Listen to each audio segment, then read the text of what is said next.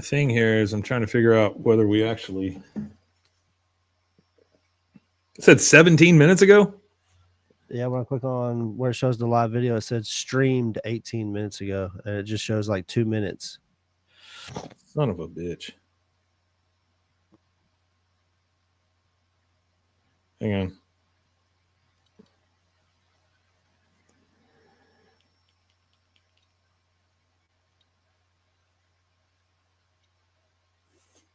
Motherfucker, why does it keep doing this shit? Oh.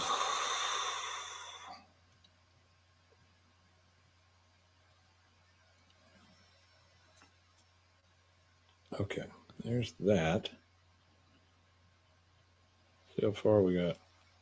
We are ready to go. If you're ready, I'm ready. All right, starting over.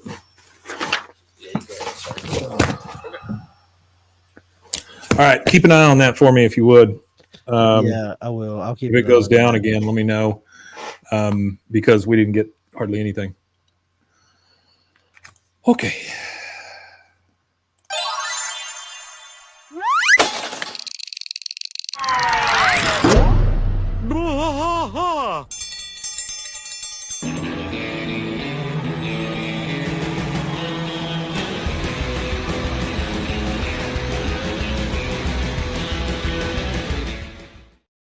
Okay, hello. Welcome to Bwaaa, King of the Hill podcast. I am Mike, that is Rusty, and this is our second go-round at this episode. We got about 2 minutes in, and then all of a sudden things stopped on us. So we're going to try this one more time. Welcome to all of you. I hope you came back. We are all the way up to season 7, episode 15, or in the year of our Lord 7, ABE06, An Officer and a Gentle Boy. Originally aired Sunday, March 9th, 2003. When Bobby repeatedly disobeys Hank, he is forced to attend the same boot camp Cotton went to in his youth. But to Cotton's horror, the once draconian facility now mollycoddles its cadets. This was directed by Gary McCarver, Clay Hall. Everybody says still looking fresh. Thank you very much. We appreciate that. Fresh. This was directed by Gary McCarver and Clay Hall. Writers are Mike Judge, Greg Daniels, and Dan Sterling. And you said something about Dan Sterling when we did this before.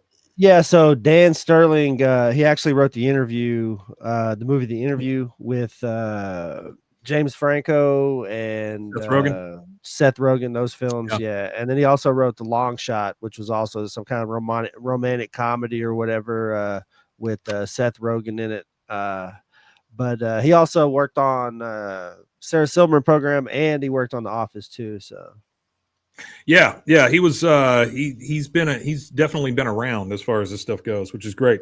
And you start to see kind of that family develop of all these people that worked on The Office and all these different projects together. Yeah, he worked on that too. Yeah. All right, so we're at the Hill House. We're in the hallway. Hank and Peggy Peggy's taking pictures of Hank. He's standing there with a little present. You can't really tell what it is at first, but she's taking pictures of him with this present with a bow on it. And he goes, "I bought this whetstone the day Bobby was born. I can't believe he's ready to sharpen his first mower blade." I mean, how exciting for the entire family. Exciting for all, yeah. That was I'm telling you. That was never something that I just was like, "Hey, let's go do this." You know, that's not my thing. I would run over big things and break the mower on purpose so I wouldn't have to mow. Yeah, that kind of stuff. Yeah. He knocks on Bobby's door. He goes in there, and Bobby's still in bed, but he's playing video games, just kind of hanging out of the bed, playing these games. And he goes, "Son, you're a teenager now on your way to becoming a man. This will help you on the journey," and hands him the present. We now know it's a whetstone. It is a whetstone. Bobby takes it and says, "Wow, I've always wanted one of these." He unwraps it and immediately goes to his feet and starts using it as like a pumice. Which is kind of gross. It's kind of gross, but it's funny. Hank says, No, stop that. This is for sharpening mower blades. You'll sharpen every Saturday, and when you've shown me you can handle the responsibility, you'll get to use those blades to mow the lawn. Oh, boy, what a neat deal. Artie is asking if you got his notes. I haven't looked, but I'm sure, okay. Yeah. Okay. And then Bobby says, "Oh, okay." And so he puts it off to the side and he stacks it on top of those video games that he's playing. And he goes, "Hey, don't put it down there." It falls off, cracks in half, and Hank is mortified just simply because he's been holding on to this thing since Bobby was born. Right? Yeah, no, it's like this family heirloom. It's become like a little heirloom thing. Hey, Black Ant, welcome back. Also, I want to say about this episode too.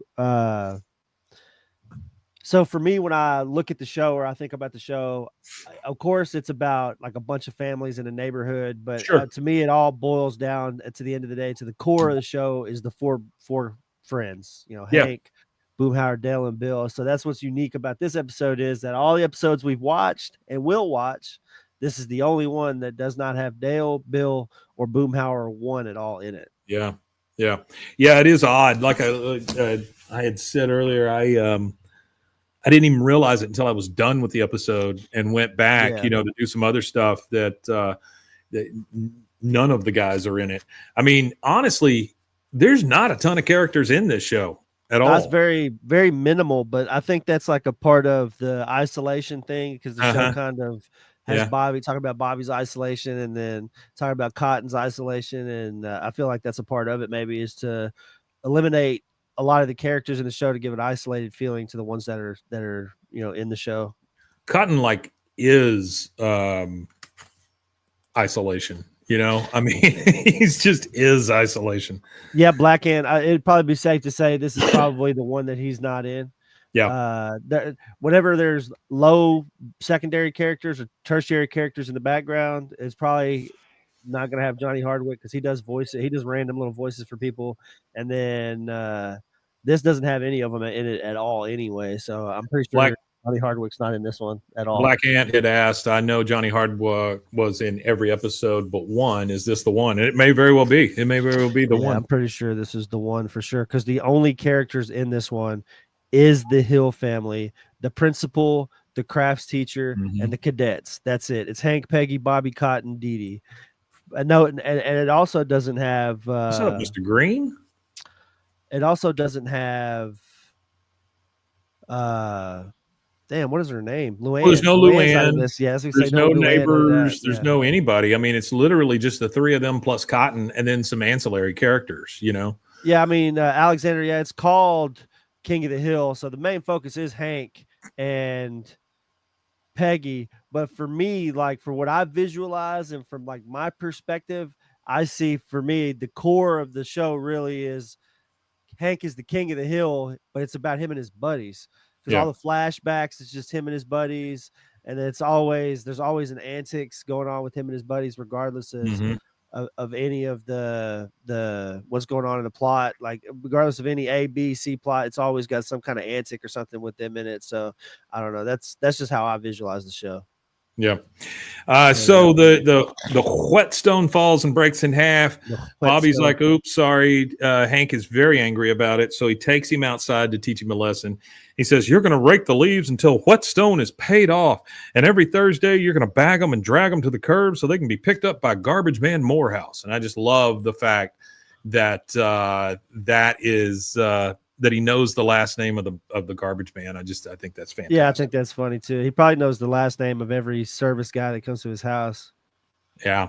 Black Ant says one of the favorite episodes. I can see that because it is it's a quick episode, which, I mean, I know they're all the same length, but what you get out of this episode comes fairly quickly. Okay.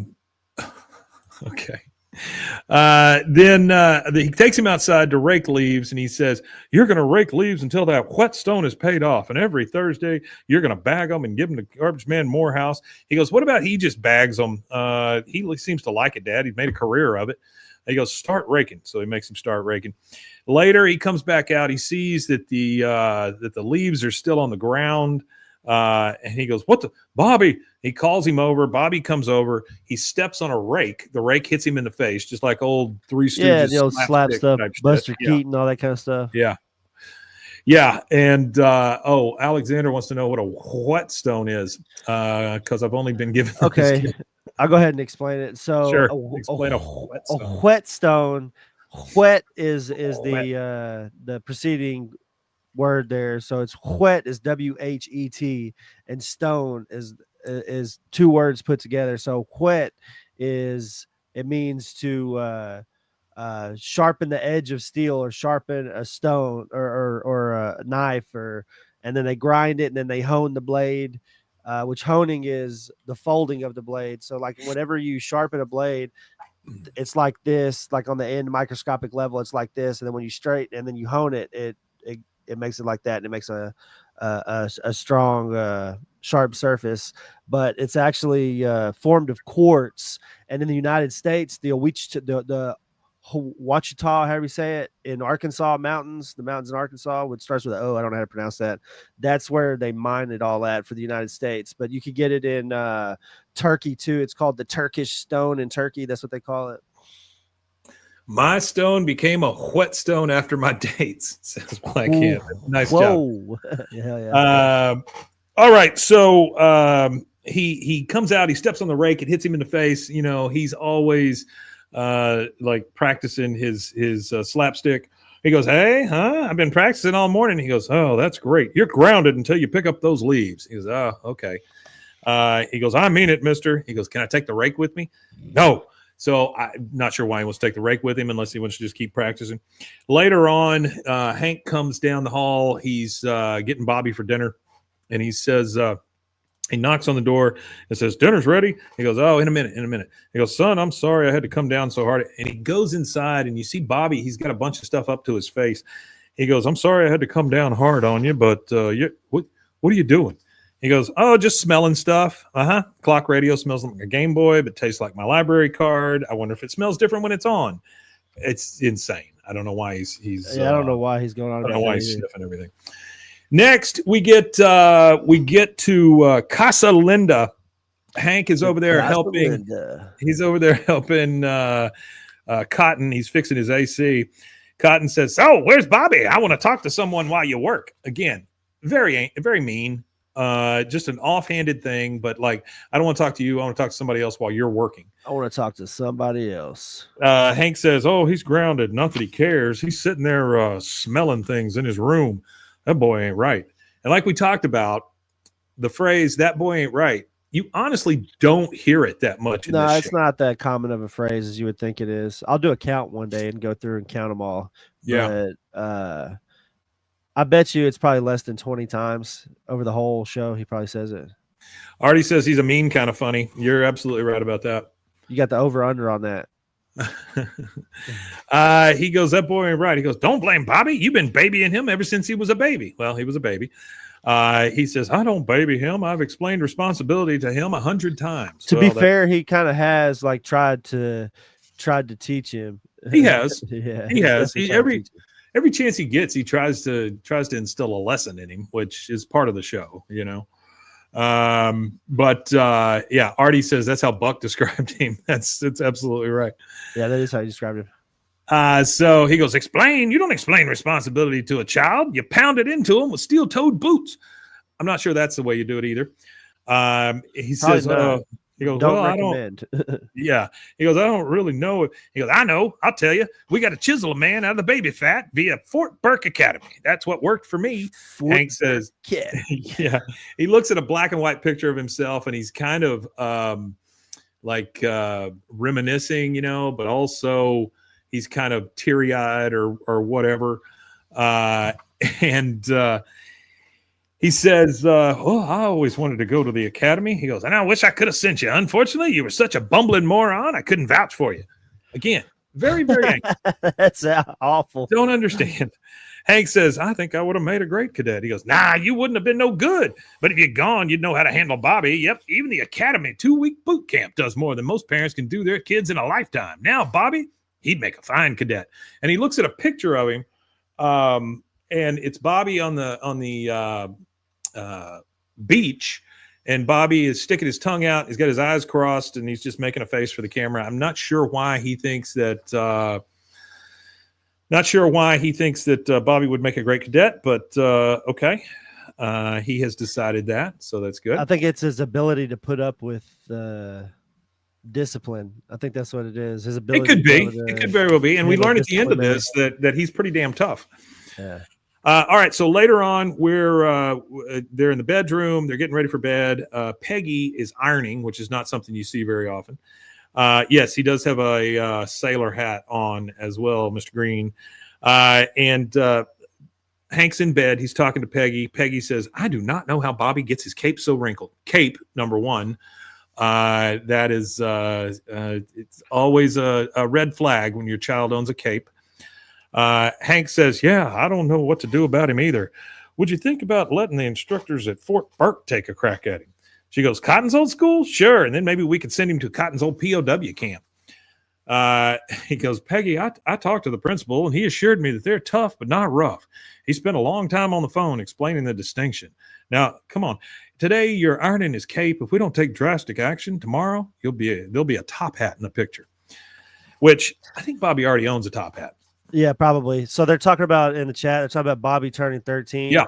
Yeah, Bobby turned 13 forever ago, honestly. He turned 13 in I think his season, whatever season was late 2000, season 3 maybe, but it was in that episode, I Don't Want to Wait for Our Lives to Be Over. Okay. I'm trying to think of what season that was in, but that episode or whatever, that's when Bobby, that was when he had his well, he's got a point though. He does say in the beginning of this episode though, Hank says to Bobby when he gives him the stone, he's officially a teenager. And Bobby actually ages up 3 years in a span of a few seasons. Like season 5, he turns 13, but there's two episodes. There's one episode where he turns from 11 to 12 and then from 12 to 13. Artie's right, though. It does sound like lawyer language, tough, not rough. Yeah, tough, not rough. I mean, it does sound like something you'd have to say because there was a lawsuit of some sort. Okay, so now we've got we see Bobby putting marshmallows in his cocoa in the kitchen, and in comes Cotton and Hank. Hank's got a little gift. He goes, Bobby, it's your Gampy. We got a little present for you. I just love the fact that it's Gampy and Ging Ging. Bobby says, hi, Ging Ging, what'd you bring me? He unwraps the present, and it's a uniform. So he's officially going to the old school. He goes, wow, a costume. You want the truth? You can't handle the truth. It's perfect. And he thinks that they've just given him a costume to play around in, I guess. Cotton says, that ain't no costume, boy. It's a uniform. Standard issue for all cadets at Fort Burke Academy. He goes, huh? He goes, yep, we're giving you the privilege of attending the Academy's 2-week boot program. Enjoy your spring break, son. Good God, it's a spring break. Oh, no. That's a horrible way to do somebody for spring break. Boy, oh boy, that's rough. He goes, boot camp. Can't we work something out? What if I agreed to a spanking? And Cotton says, oh, you can have both. I mean, like it's a present. You know, you can have a spanking and you can go to boot camp. Later in the day, they're driving. They're in Cotton's car, which is weird, kind of weird. Yeah. They're not driving yet. They're still in the driveway. Bobby's in the uniform in the back seat. He's got the whole thing on. And Peggy is like seeing him off. She goes, I'm not sure what this means, but I once heard that when you're stuck in an unpleasant situation, it helps to lie back and think of England, which I don't know where that came from. Yeah, I've never heard of that. That's funny, though. Cotton says, that's enough. Hank's wife, you got more feelings to express in the kitchen. Go put them in a bundt cake. Yeah. Okay. Now. Oh, wow. Okay. So the phrase lie back and think of England is actually it's a trope. It's actually a TV trope. And it's like where a character is zoning out because their partner is incredibly bad at sex. That's like that's funny that she would tell that to Bobby, but that's where that phrase comes from. Lie back and think of England is like having awful sex. That's kind of funny. So they're driving to the academy, all three of them. Bobby's in the back seat. You hear Cotton go, "Pee diddle," and he punches Hank on the shoulder, and he turns around and goes, "Come on, Bobby! Whenever you see a cripple plate, yell pee diddle and punch your dad." A cripple plate. That is rough.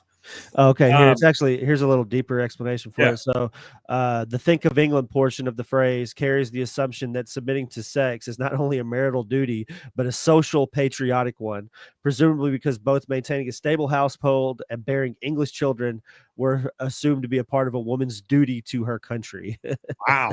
That's crazy, right? That's insane where that came from. It makes it's even funnier that she used it to Bobby. it makes it kind of funny that she told that to Bobby before Bobby's going off to this ROTC camp. But it's a literary thing that shows how intelligent some of these writers are, these little quips and these little things that they put into the show like this. Yeah, that's pretty damn funny. So they are on their way, and the fact that that Cotton thinks it's fun to see a handicap plate and punch somebody in the arm for it. That's a great game. Bobby says, I'm not in much mood to play games, Grandpa. He goes, come on, boy, take your tee-hees while you can't. Take your tee-hees while you can. Soon enough, all the silly is going to get beaten out of you for good. Hank says, you'll be fine, Bobby, but you start crying, just try to push the tears onto your forehead so it'll look like sweat. I don't understand that phrase. I don't know how you do that. I'm not real sure how you push tears onto your forehead, but all right. Cotton says, in my day, the principal was the meanest son of a bitch God ever put on one leg. He'd lean on the desk with both hands, swing his leg at you. Then when you were standing there shocked that a one-legged man had kicked you, he'd bite you. He gets one little tear that comes down, and he goes, oops, well, how you like that? Must have over-reminisced and brought out my pain water. He goes, my pain water. The funniest thing to me is that after he's had just the slightest emotion, he goes, P diddle. I mean, just like he's all depressed now. So his P diddles get worse. They pull up at the academy. They start to get out, or they pull up at the academy, and Cotton says, there it is, boys. God, ain't it beautiful? That, my friend, is the hole. They look at, there's a, like an isolation thing over there that they would put kids in or cadets into so that they'd have to spend time in the hole, just like in, Cool Hand Luke or anything like that, where they put you in solitary and the sun is beating down on you and they try to sweat it out of you. He says, if I had a nickel for every boy that went loco in there, I'd be eating nickel soup. Nickel soup. It's a lot of nickels. Bobby says, they can put a boy in the hole. He says, no, he goes, yeah, I got to. It's hard to be willful if your will's been broken. They start to walk to the gate. He's now talking. He turns around and talks to Hank, and he says, what are you doing? He goes, well, I was planning on coming in with you guys. I thought I explained this to you 30 years ago. You ain't good enough. God almighty, he's just so rough. Hank says, well, he is rough. You ain't good enough. He said, I was just going to help Bobby he goes, you've helped enough. Starting now, Fort Burke takes over. So keep yourself and your hippie style of parenting outside the gate. They start walking towards I think it's funny that he calls him a hippie. Like, he just takes the farthest thing from it. It's insane. They start walking towards the academy. Hank is just left outside the gate. Bobby turns around and goes, Dad.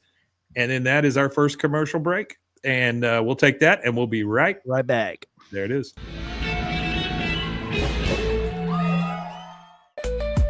Join the Daily High Club, the premier destination for glass water pipes, vaporizers, and accessories. Since 2015, we've sold over 1 million quality products and teamed up with legends like Snoop Dogg and Tommy Chong. Ready to elevate your smoking game? Visit dailyhighclub.com for our El Primo subscription box or shop unique pieces today.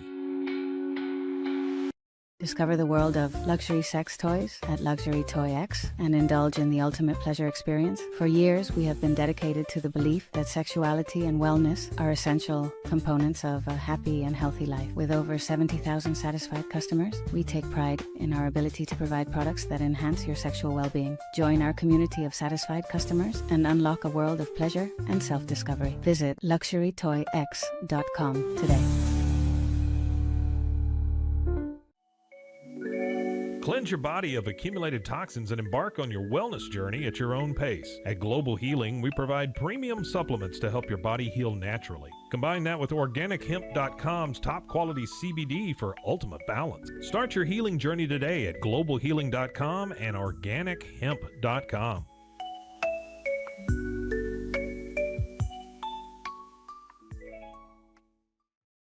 I'm Hunter, the founder of Hello Cake, and today we're digging into ED meds. The number one thing we hear is that guys are sick of waiting for ED meds to kick in. Traditional ED meds take about an hour to kick in as they have to go through your digestive system. where Hello Cake's ED medication dissolves under your tongue and works in about 15 minutes. That's about 3 times faster than traditional ED medication. Curious about ED meds? Go to hellocake.com.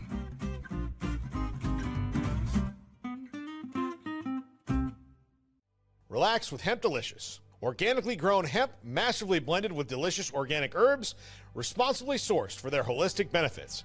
Each sip offers calming, antioxidant-rich wellness. Brewed just for you. Sip the calm with Hemp Delicious. Find your blend at hempdelicious.com.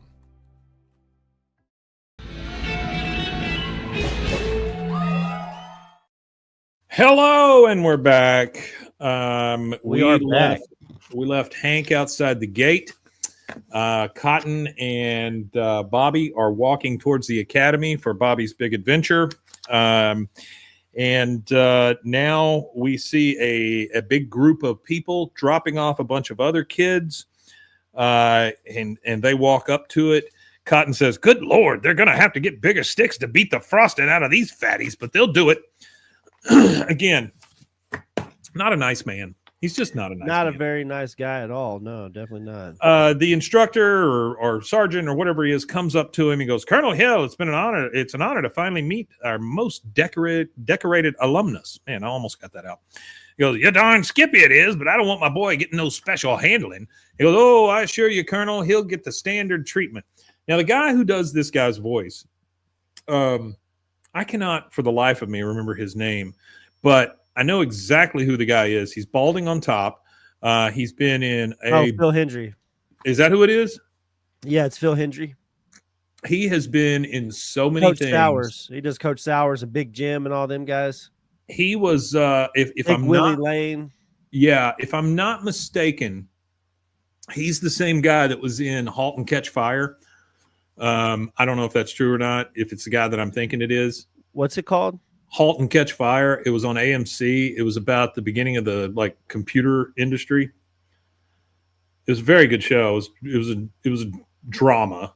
I think it went for 3 seasons or something. But he was like the Texan original guy who started the company or whatever. But I believe it's the same guy. But anyway, they get they get in the Jeep with this guy and they leave.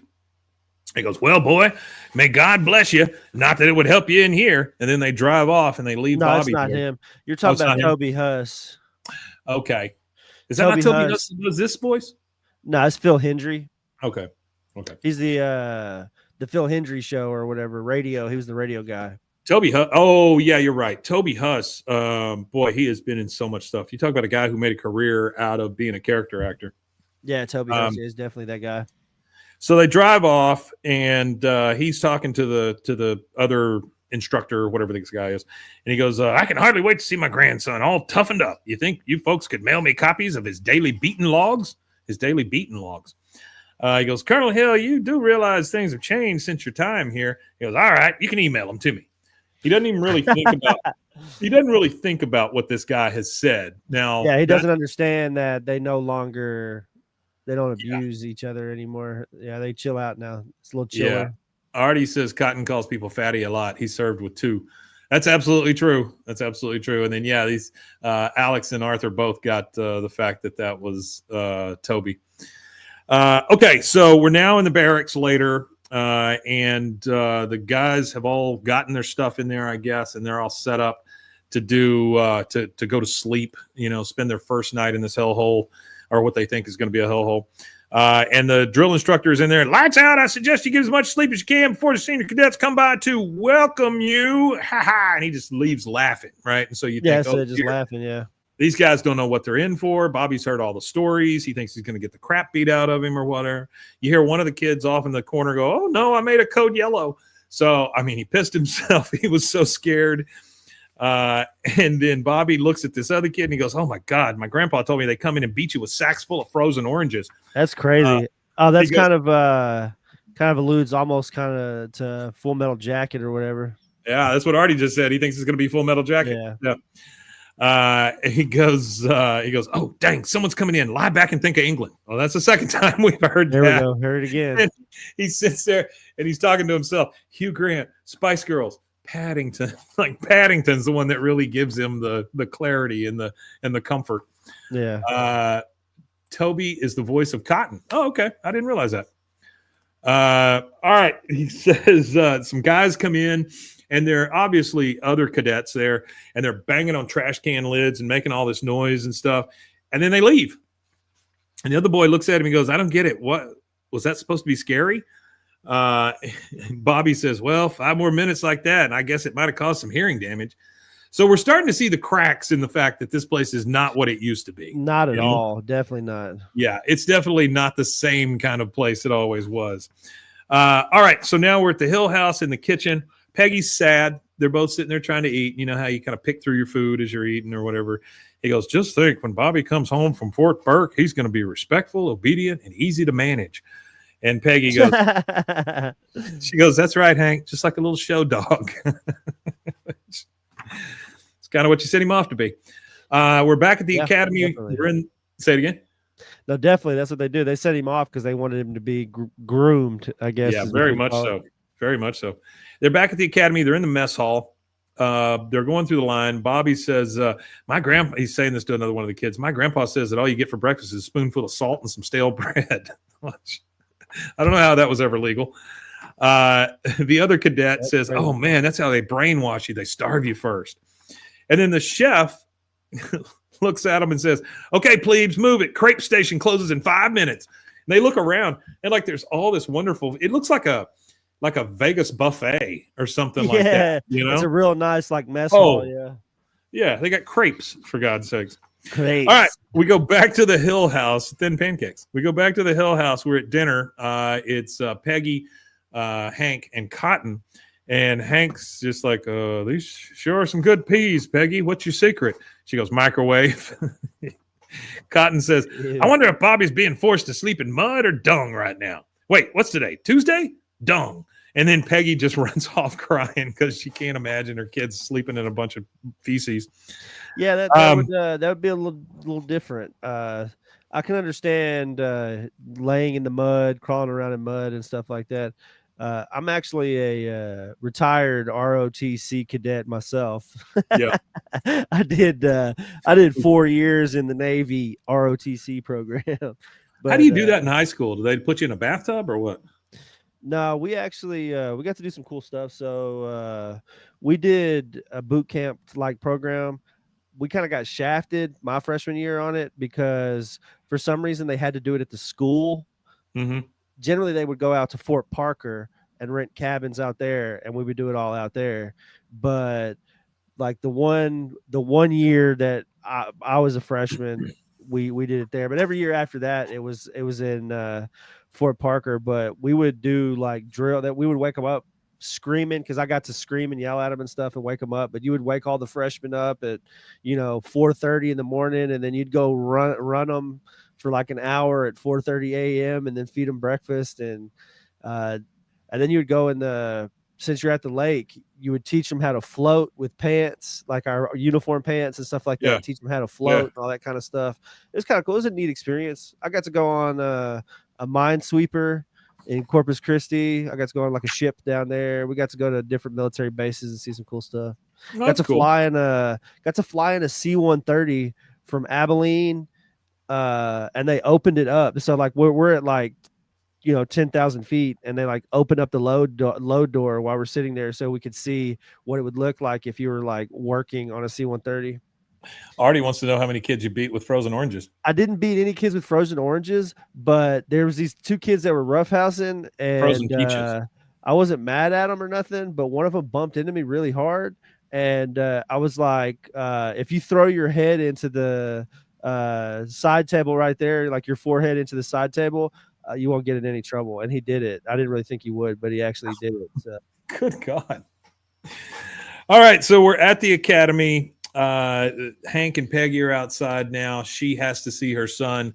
She's out there ringing the bell outside the gate. She goes, no one's answering, Hank. Oh, they're probably bound and gagged. Oh, my God. What if the wires from this doorbell are connected to his nipples? It's worse than I could have imagined. She starts to kind of scale the gate. The guy comes to the gate. She is on the gate when the guy opens it. And she goes, we demand to see Bobby Hill. Hank says, Peggy, protocol. Sir, permission to see Cadet Hill while keeping a respectful distance from the grounds. The instructor, same guy who came at the beginning, said, oh, you're his father. We talked on the phone. You're welcome in. He goes, I am? He goes, of course you are. So's your lawyer. We have nothing to hide. So, again, Artie's absolutely right. This is definitely, they've been sued a couple of times. They're now walking on the academy grounds, and the instructor says, your concern for your son is perfectly normal, but I can assure you Cadet Hill is excelling here. Bobby runs up to him, Mom, Dad. Peggy's like, Bobby, honey, are you okay? Blink if you're not. He goes, I'm great, ma'am. And then the instructor says, Cadet Hill, why don't you take your parents to survival crafts class? Hank says, oh, I can attend the class at Fort Burke. Well, I won't let you down, Bobby. I mean, Cadet Hill. Hank is very excited because, again, everything in his life is trying to prove to his dad who he is. Now they're in this classroom, and it's obviously just a pottery class. Absolutely, that's all it is a pottery class, and I think it's hilarious that they take pottery and they militarize it and was survival crafts. Call it survival crafting because you know if the world goes to shit and you need to know how to drink water, you know, you can make your own bowl. So make an urn. The instructor in there says, on the battlefield, you may find yourself stranded without enough water to survive, but with sufficient quantity of mud, you will have the ability to create your own bowl, pot, or decanter, or beaker to collect rainwater. He walks over to Hank and goes, very nice work, Mr. Hill. We'll make sure to have that glazed before you go. Hank turns to Peggy and goes, did you hear that, Peggy? I'm doing it. I'm Fort Burke material. So he made a bowl. Next thing we see, they're back at home, and Hank is sitting there in his chair watching TV with Peggy, and he's drinking out of the bowl like it's a damn cup or something. He's using that stupid bowl he made. Poured his beer in it, and he's sitting there drinking his beer. Yeah, he's drinking it out of the stupid bowl. Let's see. Artie says Cotton has a story where he collected rainwater in his upturned islands. It's absolutely true. Yeah, he didn't have any mud. He didn't have enough mud to make a bowl. Certainly didn't have any glaze with him. So they're there, and Hank's drinking out of his dumb bowl, and Cotton comes up and goes, where's dinner? He goes, it's 3:00, Dad. He goes, I can't eat excuses. You heard from Bobby. Hank says, yeah, he's surviving. He goes, surviving? He's got too much of you in that one to be in surviving at Fort Burke, pointing at Peggy. He goes, even I barely survived, and I didn't have Gas Monkey or Sasquatch for parents. That would be a good shirt. That would be a really good shirt. Have Gas Monkey and Sasquatch? Yeah, but it would be like a propane tank with like a monkey tail on it, and then it would be Sasquatch, but with Peggy Hill's glasses on. That would be very nice. Yeah. Peggy looks at him and goes, I will have you know, Cotton, that Bobby is thriving. We went to Fort Burke yesterday and saw him. He goes, what in the name of Ned? They ain't supposed to let you two on campus. She says, they're required by law, and we sat in on one of the classes. Hank, show him the bowl you made. He goes, what the? You made a bowl? He goes, well, yeah, it's a combat bowl. Bobby made one too. A combat bowl. Bobby made one too. Combat bowl? The only bowl he's supposed to make is from a hollowed out skull. That is absolutely my favorite line in this entire show. The only bowl he's supposed to make is from a hollowed out skull. Now, Cotton is driving to the academy. He is That's obviously a little bit extreme. Yeah. It is very extreme. He's driving to the academy. He's obviously very pissed because this is not the way it's supposed to be. They're supposed to beat these kids to death. He gets there and he sees the hole, right? The structure that's set up as quote unquote the hole, and he's talking to it and he goes, "How you doing in there, you poor saps?" He thinks it's funny. He looks in it, and all he sees are Christmas decorations shoved in this thing. Yeah. And he goes, "What the?" And then he walks up, he pushes his way to talk to the instructor and goes, "Is that all the respect you got from me? You go and turn my childhood home into a giant sissy factory? How's my grandson supposed to toughen up with you candy in his ass?" And then the instructor, general, whatever he is, says, "Sir, when I got here from Antioch College, you're fired. Get out." He goes, "You can't fire me." He goes, "Is that a fact?" Obviously he can, which I don't really understand. He makes this guy leave, and then Cotton just takes over the place. So later in the office on the phone, they're in there and he goes, "Okay, Powder Puff, I'd like you to speak to Clean Latrine Jean, who happens to be the chairman of your board of trustees." The guy looks at the phone. He's like, "Oh, General Gene Jefford?" He goes, "That's right. He goes, hello. Yes, sir. Very well. Can I keep the desk chair? He goes, thank you, sir. And he just pushes the chair right out the office. And this dude is gone. I mean, he's just done. Done. Absolutely. Yeah. So Cotton's got some power. Cotton's got some actual power. Yeah, he pulled. He did some pull with old clean latrine Gene. Clean latrine Gene. Next thing we see is a group of the cadets out there playing hacky sack, which I'm assuming they were only supposed to play with testicles or skulls. Yeah. And one of the kids says, "Hey, after this, let's go to the mess and get a smoothie." We see the bag go off to the side, or the hacky sack go off to the side. Bobby goes over to get it. He looks up, and over the hill comes this figure on a horse coming closer and closer. And then we realize that it's Cotton on a horse. Cotton Hill on a horse. Second time I've seen him on a horse. Yeah. He goes, Grandpa? And Cotton says, fall in. The previous commander was just as soft as ineffective as your parents, and your parents are not paying good money for that. Now I'm here to make sure they get their money's worth with interest. And they all just kind of gasp. Yeah, Artie, that's a good point. I do kind of want to know. Same place he got it for Bobby's birthday. Remember how he rode up on Bobby's birthday on a horse? I do want to know where Cotton gets all his horses. So he goes, all the kids gasp when they hear him talk like this. He said, there's going to be changes around here. Ain't none of you going to like it. Day is night, joy is pain, love is hate. One kid, it's just way too much for him. He just passes right out. He goes, good thinking, Private McFainty. Sleep up, because starting at 0400 hours, you don't get no more. See you at sunrise, weekies. And he gets on his horse and just rides off. And these kids are just, their mouths are wide open. They don't know what's just happened. And they're whole afraid. World's come crumbling down. They're afraid of what's coming. That's our second commercial break. We'll take that, and we will be right back. There it is. OsleyMD.com. I've always had thin hair my whole life. It breaks off at a certain length. In the last 6 months, I've noticed it just really bad. I mean, you could totally see it. I wear a hat a lot. I tried several different products. My experience with the Bosley MD hair regrowth kit was amazing. It was easy to use. It let me take off my hat. I could go in public and have my picture taken and feel normal again. OsleyMD.com. Farmhounds offers natural treats and chews made with quality products that support family farms, regenerative agriculture, and humane farming practices. Give your dog the best with wholesome, organic ingredients that promote health and happiness. Shop now at farmhounds.com.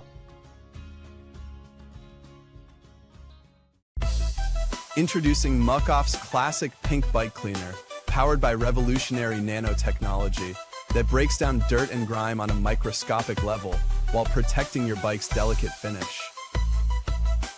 Developed by our mad developer Alex and tested by riders, our products are made by riders for riders. Discover more at us.muc-off.com, where we break the mold to bring you the best in bike care. Protect your online privacy with NordVPN.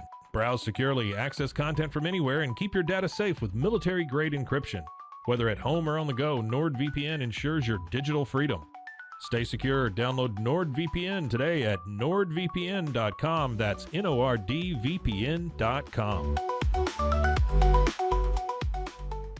Looking for tickets to the hottest shows, games, and events? Ticket Liquidator is your one-stop shop for great prices, no hassles, and guaranteed tickets. Since 2003, we've been connecting buyers and sellers, providing access to sold-out events at prices lower than most secondary market options. Whether it's sports, theater, or concerts, our massive nationwide network ensures you get the tickets you want, guaranteed. For the best seats at the biggest events, start with Ticket Liquidator today at ticketliquidator.com. That's TICKETLIQUIDATOR.com. Ticket Liquidator.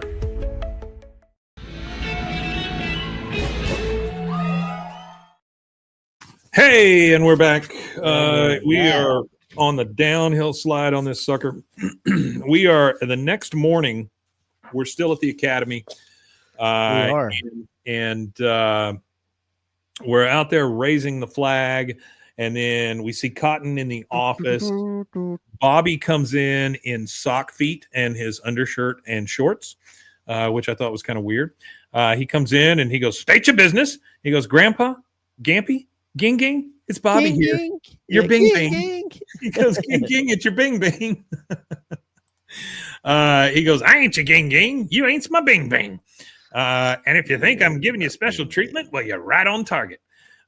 He goes, good, because I told the fella, hush, boy, I will special treat you to a double dose of pain. Why? I want you to come out of this cauldron of burning hell the best damn cadet you can be. He goes, well, thanks, but you don't have to worry about that. All we really want is the phone service back and the mattresses for our beds. He goes, quiet. Now your daddy tells me you have a problem raking leaves. Well, I guarantee you won't have a problem raking leaves after you picked up every leaf on this campus with a fork. And he holds up a fork to him. Later, we see Bobby. I don't know what that really teaches, honestly. I don't know what kind of reinforcement that would do. That would just make me hate somebody. It just frustrates a kid, is what it is. It just frustrates them and makes them angry.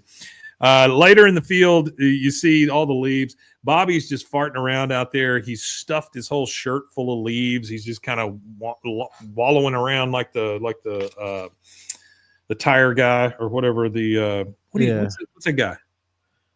Not Firestone. Oh, Michelin Goodyear. Like the Goodyear, huh?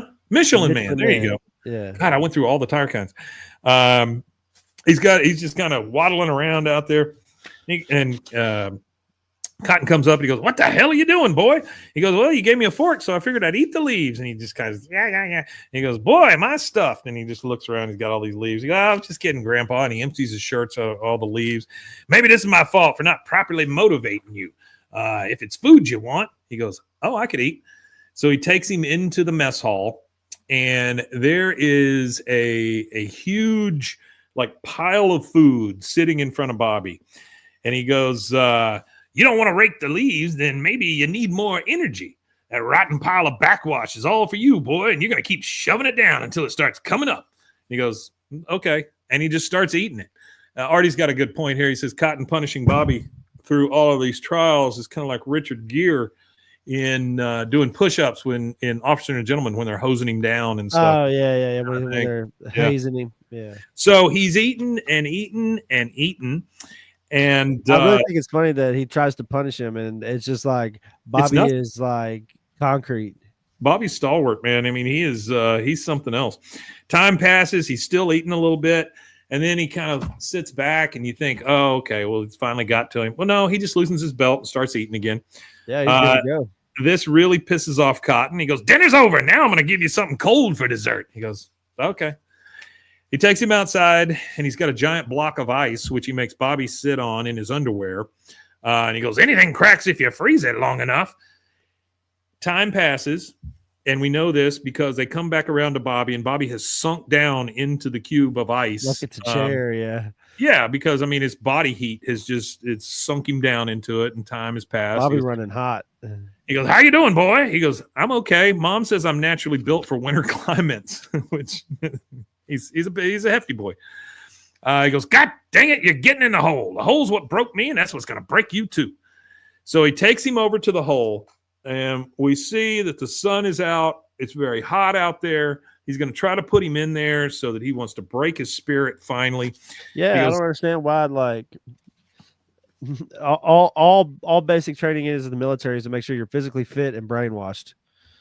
Yeah, for the most part. It's just so you'll follow orders. Yeah, not think about it. So he takes him over to the hole, and he goes, time to say goodbye, soldier. Go in and get your grow-up box. He pushes him in the box, and he goes, ging, ging. He goes, quit your still standing. Start running until you hit the horizon, and slams the door and tells those kids to get the hell out of here. So they get out, and they leave him. We get this cut to Hank and Peggy sitting in the movie theater. Yeah. And we overhear, I don't know what movie they're watching, but we overhear, see, Forky, I just knew there was a better world outside the cutlery drawer. So I guess it's about knives and forks. And she looks at Hank. She's like, I wonder what Bobby's doing right now. Oh, probably having a bull session in the barracks with his new pals. They're just sitting there eating popcorn. And then it goes back to Bobby. A boy comes to check on Bobby in the hole. And he's like, Bobby, are you okay? Tap once if you're okay. And it is kind of like the silverware drawer meets Toy Story. Well, there was a spork that came to life in Toy Story, so maybe it's the same thing. But anyway, Forky. He never, and that's what their name is, Forky. But he never answers this kid, so the kid thinks that Bobby's in real trouble. He just kind of walks away, but there's really nothing the kid can do about it. We see a lot of time pass, sunset, sunrise, all that stuff. And then, clearly animated. You're right, Artie. So now we're back at Casa Linda. Hank is there. He knocks on the door. Dee Dee answers. He goes, "Oh, hey, Dee Dee, I got the new TV guide here with all the judge shows circled like my dad likes it. Is he around?" I don't know if you remember TV Guide very well, but no, I remember TV Guide for sure. I used to, that. Or the newspaper used to run TV Guide in Star it every Time. day. Yeah, it was called Star Time. Yeah. And I used to get that out and I would circle the stuff that we're going to watch or whatever, or the things that I wanted to record or watch. Yeah, me too. I didn't circle it, but I would just like make a mental note. All right, I gotta be in front of the TV at this time on this day. I was either circling that or I was circling stuff in the Sears catalog, one or the other. There you go. Yeah. I was circling titties in Hustler magazines. He said, "Is he still around?" She goes, "No, Cotton's at Fort Burke." He goes, "What?" "He has temporarily taken over the academy." Again, don't know how that works, but sure. He goes, "Oh my God, no." He goes, "Yes, he is ruling with an iron fist. He threw Bobby in the hole about 3 days ago." Hank's just, whoa! He's very upset, very animated here. The next thing we see, we're at the hole with Cotton and the other cadets. Apparently it's time to take Bobby out of the hole and check on him and see if he's broken his spirit. He goes, "He ain't going to be pretty sight, boys. Humpty Dumpty's done cracked, but now we can put him back together and rebuild him as a super cadet." He goes to open it, and you see Hank drive up behind him. Now, I have a simple question here. Why does Hank get to drive on the grass at the academy just up into the middle of nowhere? Right, I don't know. Kids? Yeah, I don't know. You've got a clearly insane man with no shins who's taken over the academy, and now you're just letting a guy drive up in the grass. Way. Yeah, I mean, it just seems it's a lawless wasteland. Yeah. It seems very inept. Anyway, Mississippi. Hank drives up, and he goes, "Dad, are you crazy? Let him out." "I was just fixing to." Hank goes, they open the door and Hank's like, Bobby, give him some air. Bobby's turned over. So you can't see whether he's nuts or whether he's in bad shape or whatever. Finally, he just kind of rolls over and goes, Oh, hey, Dad. He crawls out. He does his big stretches. This is awesome. Like he just got up from a big nap or whatever. And he goes, "Oh, well, I've tried a mattress. I've tried cement. I'm a mattress guy."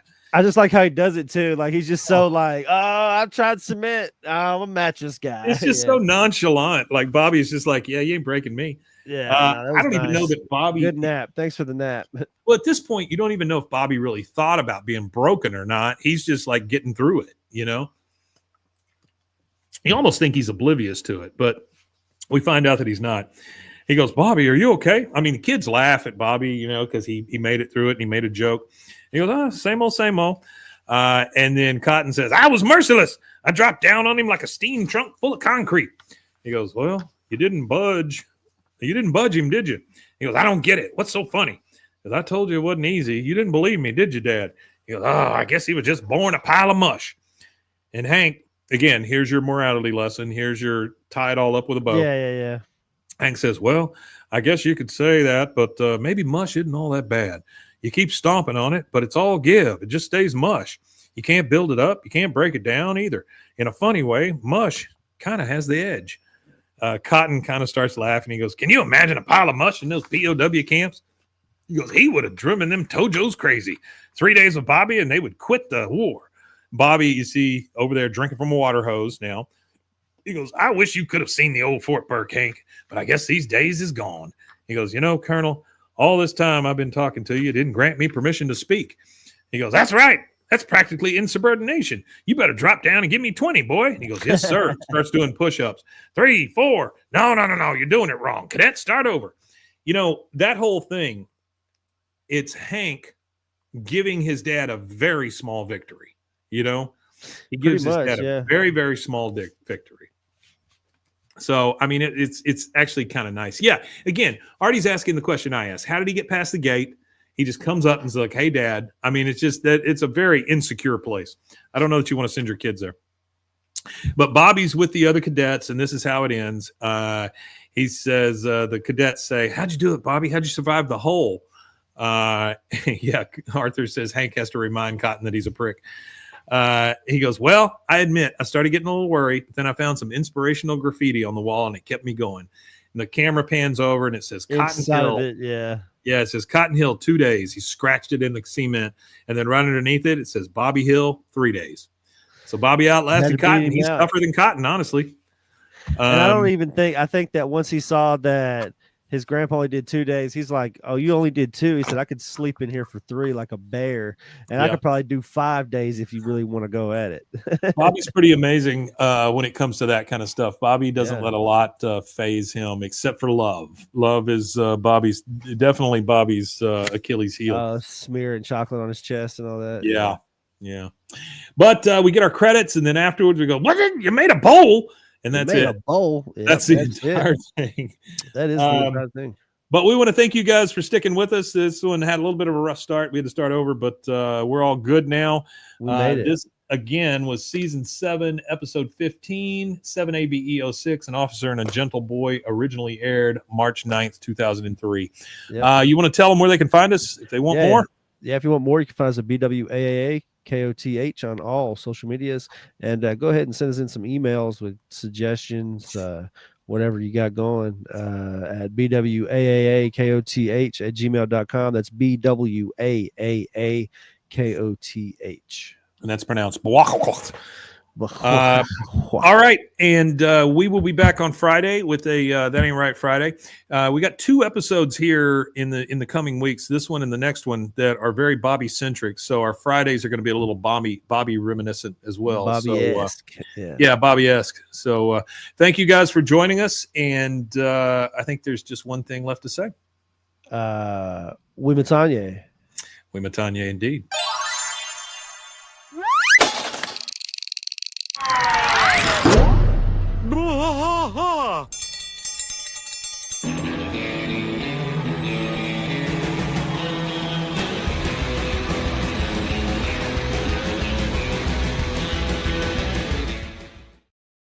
All right, that's one. Let's do a Friday real quick. I guess let's go ahead and do this Best of Bobby Hill thing because it's a little bit longer, but we'll get through it pretty quick. Are you okay? Oh, am I okay? Yeah, I'm great. Yeah, I'm good. Okay, cool. We're also going to record Friday. Good. Okay, cool. All right, let's do this and we'll get into it.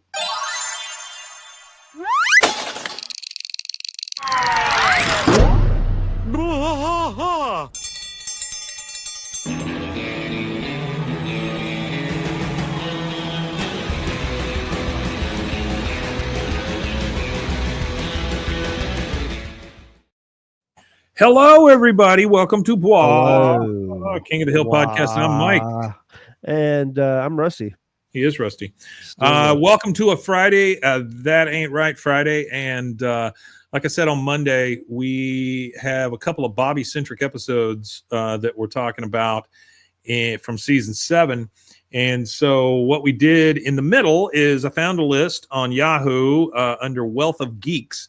Wealth of Geeks, okay. It was published back on March 8th. Wealthy Geeks or Wealth of? Wealth of Geeks. Yeah, which I think that's just information is what that is. Yeah. And this was done back on March 8th.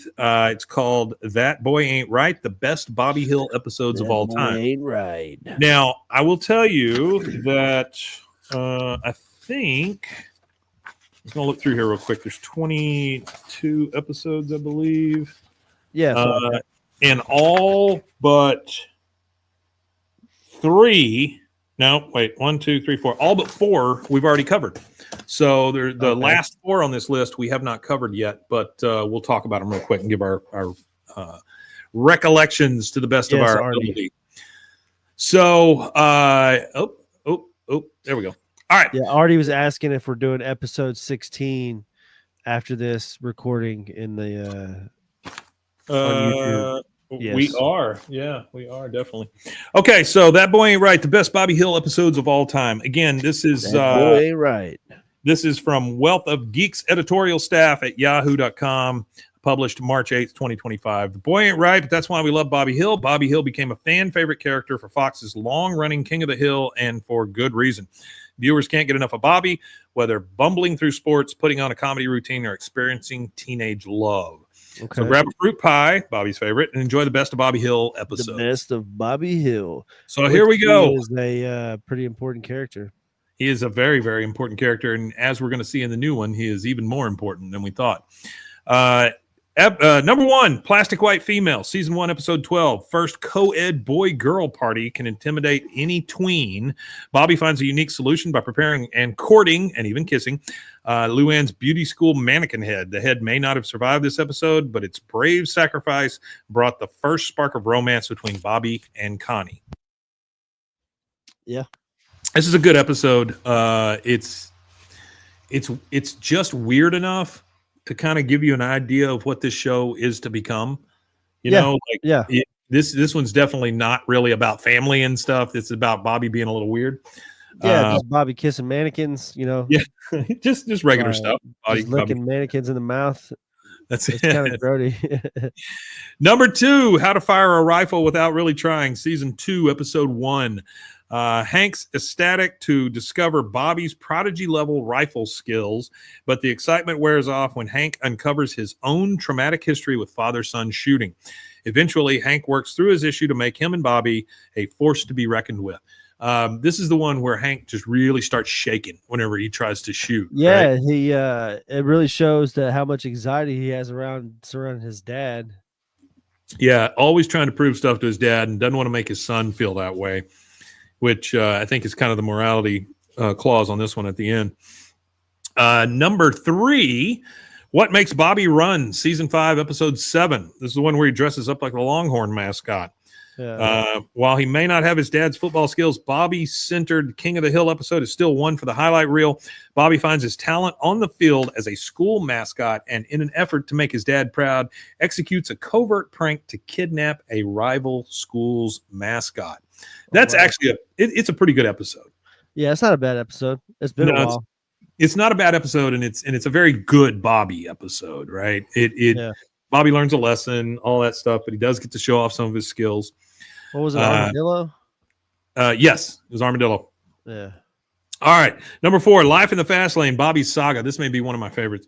Hank's attempt at teaching Bobby the value of $1 ends in him sprinting across a live NASCAR track to kick Bobby's bosses behind. Bobby learns how to do an honest day's work, but also gets a taste of what it's like to have a lousy boss. This is Season 2, Episode 21. This is one of the... You work now. Yeah. If not this is one of the, if not the first time we see Hank actually kick somebody's ass. Yeah, I think it's the one and only time that Hank actually hit somebody. I mean, he kicks Witcher's ass. I mean, all down the lane there. It is not good for Bobby Witcher. All right, number 5, and they call it Bobby Love, Season 3, Episode 2. Romance at a young age can bring so much fear and confusion. Bobby makes his acquaintance of an 8th grade girl who quickly becomes his first crush. His dizzying highs crash down when his immaturity and jealousy lead to a broken heart. This one's pretty good. This is the one where they kiss on the couch, right? Yeah, outside. They sit on that couch that his dad and them had pulled out there. They're all trying to pimp out the couch. Yeah. That's a pretty good episode. I don't like the fact that Bobby gets crushed so hard, but it's not bad.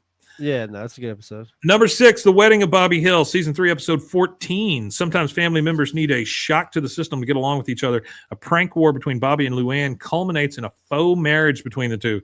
The adults convince Bobby that he got Luann pregnant and needs to make things right by marrying her. Kind of sick if you think about it. It is kind of sick, and it's a little rough on a kid. I mean, because this is a 12-year-old you're talking about here. He may have taken that to heart a little bit. That's a little rough. Number 7, Love Hurts and So Does Art, Season 3, Episode 18. A lot of Season 3 stuff here. As the middle school dance approaches, Bobby still good episodes. That's why. That's why there's some good episodes down there. Bobby still hasn't recovered from the heartbreak he received from his previous crush, Marie.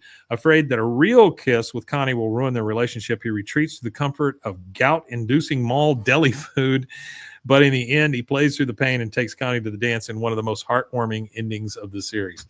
I love this because all he does is go eat like Jewish deli food, like a lot of creamed meats and stuff, just a lot of liver and things. That's raw, awful. It's pretty bad stuff he's eating. Number 8, Revenge of the Lutefisk. Another raw, awful eating experience episode. It's funny that some of these episodes include a lot of Bobby's eating habits. Season 3, episode 21. This Bobby King of the Hill episode does its best job of showing the intense love between Bobby and his grandfather, Cotton Hill. When Bobby accidentally burns down the local church, leaving Cotton to take the fall, he has to tell the truth to save his grandpa. This is the one with the big fart, right? No, that's the one where they burned down the original Lutefisk is the one with the big fart. Yeah, this is where they burned the church down. Yeah. I don't remember a lot about this one for some reason. No, this is the one where Cotton goes in there and takes a big dump. Okay, this is that one. Yeah. Yeah, this is the one where it stinks so bad. Bobby he ends up burning it down. Lit the place on fire. Yeah. Okay. I did remember it right. All right, number 9. Bobby lit it on fire, but he takes the fall for it, but he says it's the man with the terrible smell. That's right. That's right. Yeah. The man with the terrible smell. Number 9, Meet the Propaniacs. Great episode. Most Hank and Bobby King of the Hill episodes feature Bobby learning to appreciate one of Hank's interests, but this one has both Hill men exchange their passions. The two form a company comedy troupe for Strickland Propane doing propane-related humor. Bobby learns a lot about propane while Hank gains a deeper appreciation for comedy. This one I like because this is one where Hank genuinely laughs at something Bobby does. Yeah. He actually comes around and goes, "Oh, my kid might be funny." It's because he made it relatable. He found something that was really relatable to Hank with the. It's really well done. Number 10, The Buck Stops Here, season 5, episode 2. Hank may consider Buck Strickland a hero, but in this episode, he realizes that he needs to stay as far away from Bobby as possible.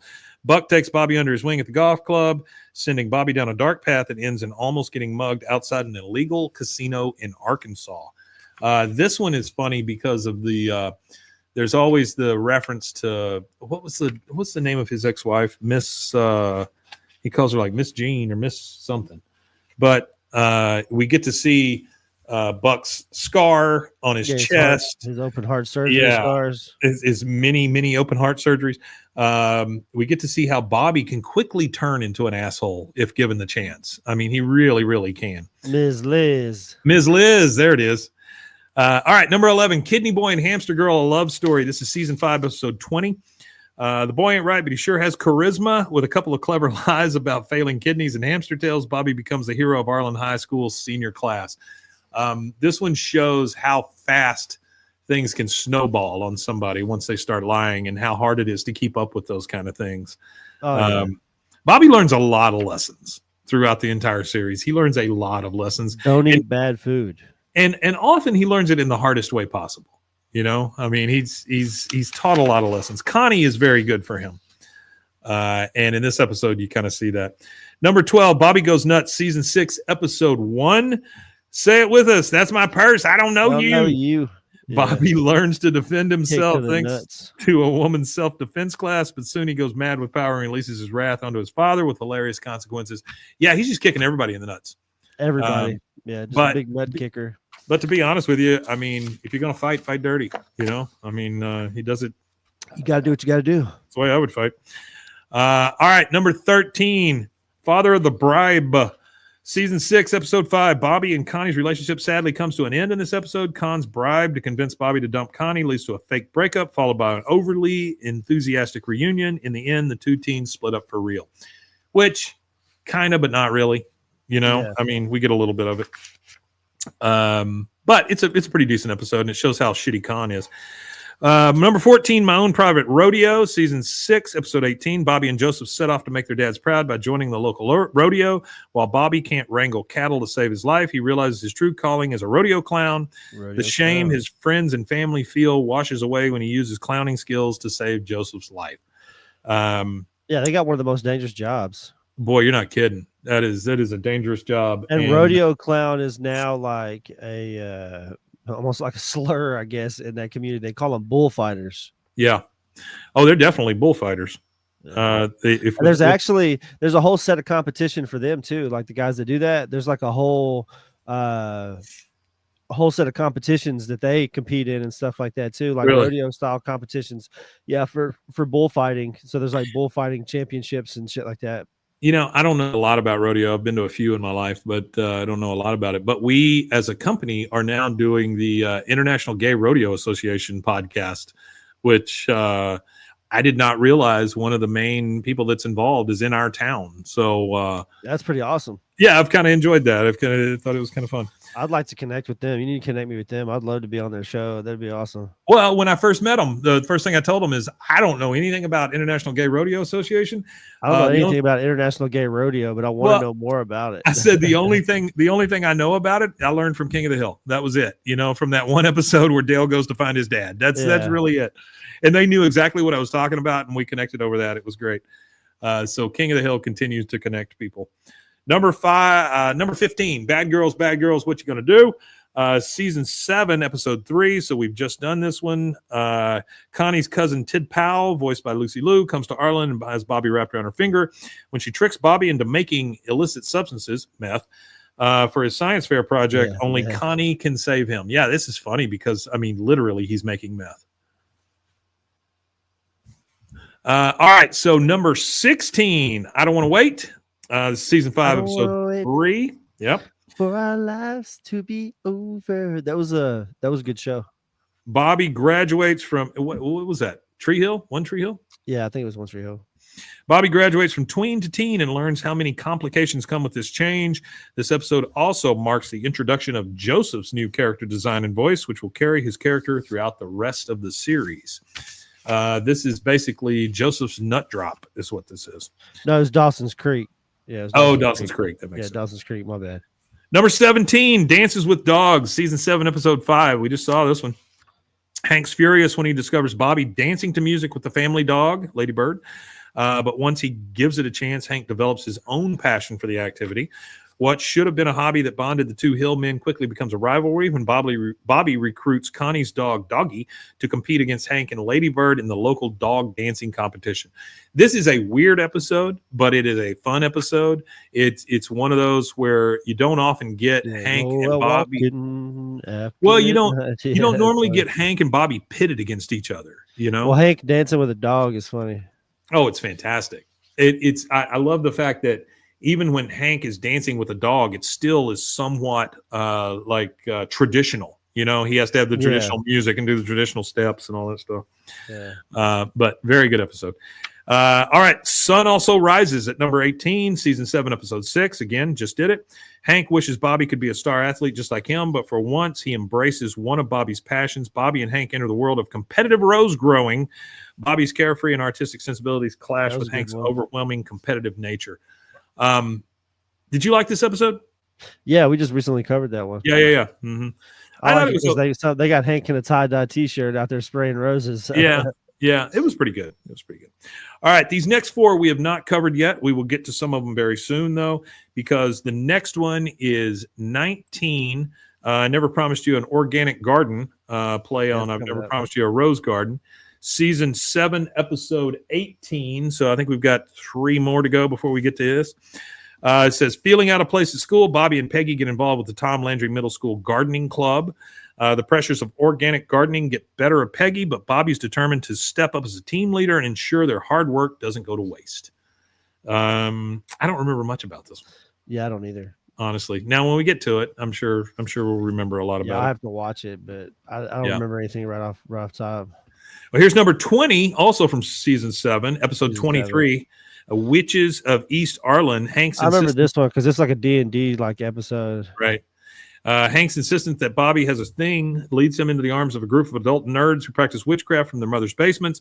Luckily, Bobby comes to his senses before he drinks a cup full of dog blood.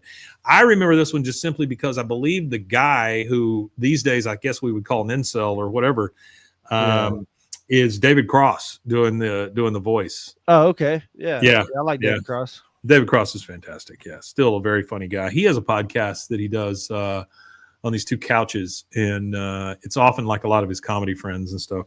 Yeah, I'm gonna have to check that out. I didn't know you had a podcast. It's pretty good. Number 21, Rich Hank, Poor Hank. This is future stuff for us. So this is season 8, episode 8. Yeah. When parents don't teach their kids about a theater near you. When parents don't teach their kids about finances, The little ones can come to crazy conclusions. Hank's so cagey with money talk that Bobby wrongly thinks that Hank's hiding a secret fortune and goes on a wild spending spree. Again, one of those I'm not pulling a lot of because we haven't done it recently, but I tend to remember a little bit about it. And then the last one on our list, number 22, it came from the garage. This is way in the future, season 12, episode 21. Hank's excitement about building a boat with Bobby for the local regatta scurries away in fear when a bat takes residence in the garage. Boy, that sounds like a flimsy plot to me, but that sounds rough. That is the top 22 Bobby-centric episodes, the Boy Ain't Right episodes of all time. I don't know that that's my same list that I would give it. Probably not the same one you would either, but it's a decent one. And again, we think one of the episodes they left out that I like is when Bobby outcooks Peggy. Oh yeah, that one's pretty good too. That's the first one that came to mind whenever you said Bobby episodes. That one was probably one of my favorite because of how Hank talks about her food after Bobby starts cooking and how he kind of like tries to deflect Peggy, like the whole thing about her food. You know, when you think about it, honestly, Black Ant says the bad episode predicted COVID. Rusty says he likes Dancing with Dogs. Nod in there telling us it wasn't Dawson's Creek. Ant said sad they didn't guest on the rodeo episode podcast. Yeah, well, that's all right. We might. I just want to thank everybody for being here. Thanks again for sticking around for a Friday episode. Again, another Bobby-centric episode coming up next Monday. It will be season 7, episode 16. Again, more Bobby for your money. And so hope that you guys can stick around for that. I think there is just a couple things left to say. You want to tell them where to find us? Yeah, you can find us at BWAAAKOTH on all social media. That's 3 A's, BWAAAKOTH. And make sure to go drop us an email at BWAAAKOTH@gmail.com. And thanks for being here, guys. We will see you again next time on a Monday. And I think there's just one thing left to say. Women Tanya. Women Tanya, indeed.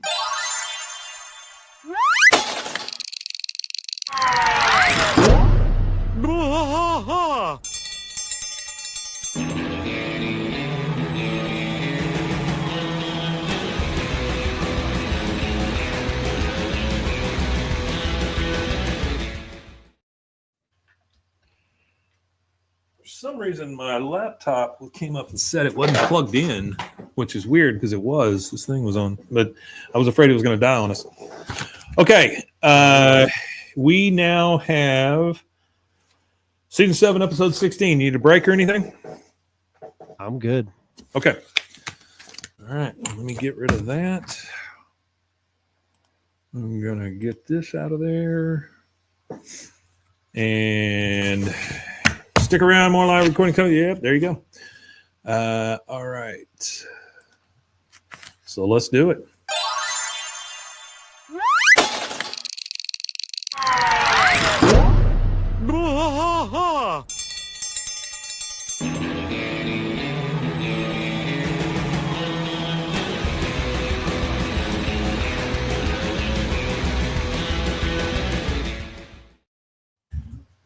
Why, hello there, people. Welcome to Bwaaa, a King of the Hill podcast. I'm Mike.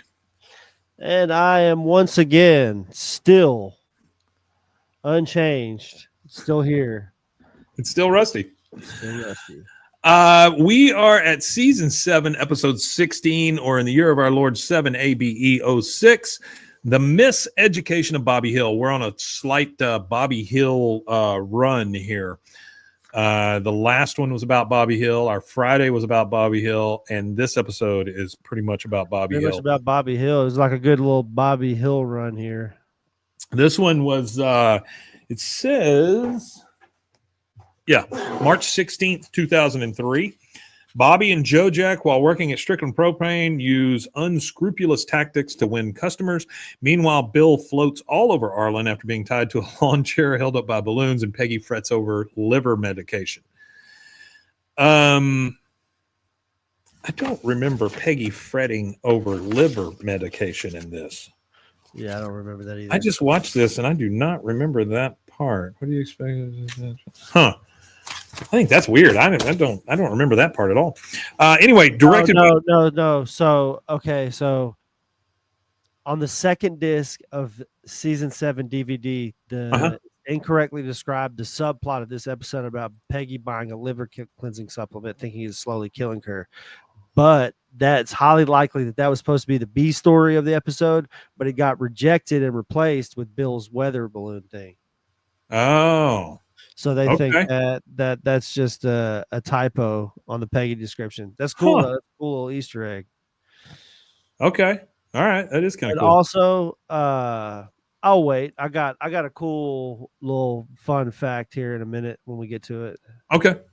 R. McLean J says, I think she pulls her groin trying to lift Bobby. Yeah, probably. Not sure about that. This is directed by Tricia Garcia and Clay Hall. The writers are Mike Judge, Greg Daniels, and Tim Croston, which I don't know Tim Croston, but that's a new name to me. Yeah, he's an episode writer. From what I understand, this might be the only episode that he's written is this one. But his only credit is King of the Hill. He did 66 episodes as executive story editor, and he was Greg Daniels' assistant. Oh, wow. Okay. So he's been around for a while around the whole King of the Hill show. He was there from 98 to 08. So he was part of 66 episodes. Artie says it's an entirely different episode where Peggy pulls her groin. Yeah, very different. All right. So we got the groin straight. All right, so we start off in the alley, and we see Bill and Boomhauer, and Dale comes in with a weather balloon. Hank's there as well. You see Dale come in with a giant weather balloon. And he goes, Bill says, ooh, balloon. Whose birthday is it? Joseph's or Nancy's? No, wait, is it my birthday? Is it? And Hank says, Bill, it's a weather balloon, and your birthday is last week. Sorry, Bill. Happy belated birthday. I mean, they didn't even remember it was his birthday last week. And I'd like to point out, Bill didn't bring it up. No, he didn't. So he goes, oh, thank you, Hank. Dale says, I've got 18 more of these, a balloonist dozen. I don't know that that's the way it works. What the hell, a balloonist dozen? Never heard of balloonist dozen.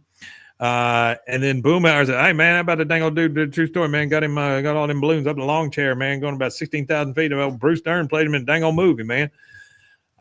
Bruce Dern did play a guy who went up in a balloon. That was an actual movie. Yeah, I was going to talk about that guy. Yeah, go for it. Okay, so yeah, Bruce Dern, real quick. Yeah, he's an actor or whatever. He was in a lot. He's been in a lot of good stuff. Yes. One of my favorite movies. Laura Dern is his daughter. Yeah, Laura Dern is his daughter. I was trying to think of one of his movies. He was in A Durning We Will Go. Nebraska. That was the one that I've seen him in recently. Nebraska. He's crazy old man in Nebraska. He was in Django Unchained, Small Soldiers, Wild Bill. Yeah, he's been in a lot of stuff. Yeah, he's been acting for a long time. But yeah, so there was a guy named Lawn Chair Larry. He had a dream of becoming a pilot his whole life, but he had bad eyesight, so he never did. So he became a truck driver instead. Well, when he was 13, he had this idea of flying into the sky using weather balloons after seeing them at a surplus store one time. So he's later on in life, he's like a grown man, now doing this. He's at a military store, and he goes in and he buys these huge balloons. He buys a pellet gun, and then he was going to float over the desert and then use the pellet gun to shoot the balloons. So he ended up getting 45 of these 8-foot balloons and some helium tanks, and attached all 42 of them to a chair. He grabbed a pellet gun, a CB radio, sandwiches, 2 liters of Coke, a pack of beer, and a camera. Never took any pictures, though. He never ended up taking any pictures, but he ended up getting to a height of about 16,000 feet and was spotted by 2 commercial airliners, actually, that were in the air. And he slowly drifted across Long Beach and ended up like drifting into like an airport area. Yeah. So he ended up like shooting a couple of the balloons to help lower himself down, but he ended up dropping the pellet gun. So his descent was just super, super, super slow. So he ended up getting caught in a power line on 423 East 44th Way in Long Beach. But he ended up getting arrested, and pretty much the FAA told him, or one of the regional safety inspectors or whatever in the area told him, well, we know you broke some type of FAA law. We don't know what it is, but we're going to figure it out. When we figure it out, we're going to, fine you. So he ended up getting fined like $4,000 for that. And it was some violations under the federal aviation regulations, and one of them was called operating an aircraft within an airport traffic area without establishing and maintaining two-way communications with the control tower. He ended up getting charged $1,500, and that was it. But he said his quote was, "It was something I had to do. I had this dream for 20 years, and if I had to. I think I would have ended up in a funny farm." Wow, that's crazy. Artie says another movie is The Cowboys with John Wayne. He's in that. That's a good one. And then he says they already celebrated Bill's birthday seasons ago with Ann Richards, and he's saying it's just 1 year later. And then Black Ant says, "Someone's got a birthday, I wonder who," which I just love. That. I love that reference. All right, so we are at the Boomhauer's talking about how great it is that guy went up in all the balloons. Hank says, "Boomhauer, that guy almost died. You can't just strap some weather balloons to a lawn chair and fly to the store for some candy. That's ridiculous." He goes, "Oh, I need to focus. Our biggest propane," like that whole thing is over as far as Hank's concerned, right? Over, yeah. It's just completely over. Hank's that's like, it. Yep, that's it. I got it. He goes, "I need to focus. Our biggest propane sale of the year starts tomorrow. I can't afford to be thinking about helium." Can't afford to be thinking about helium, by the way.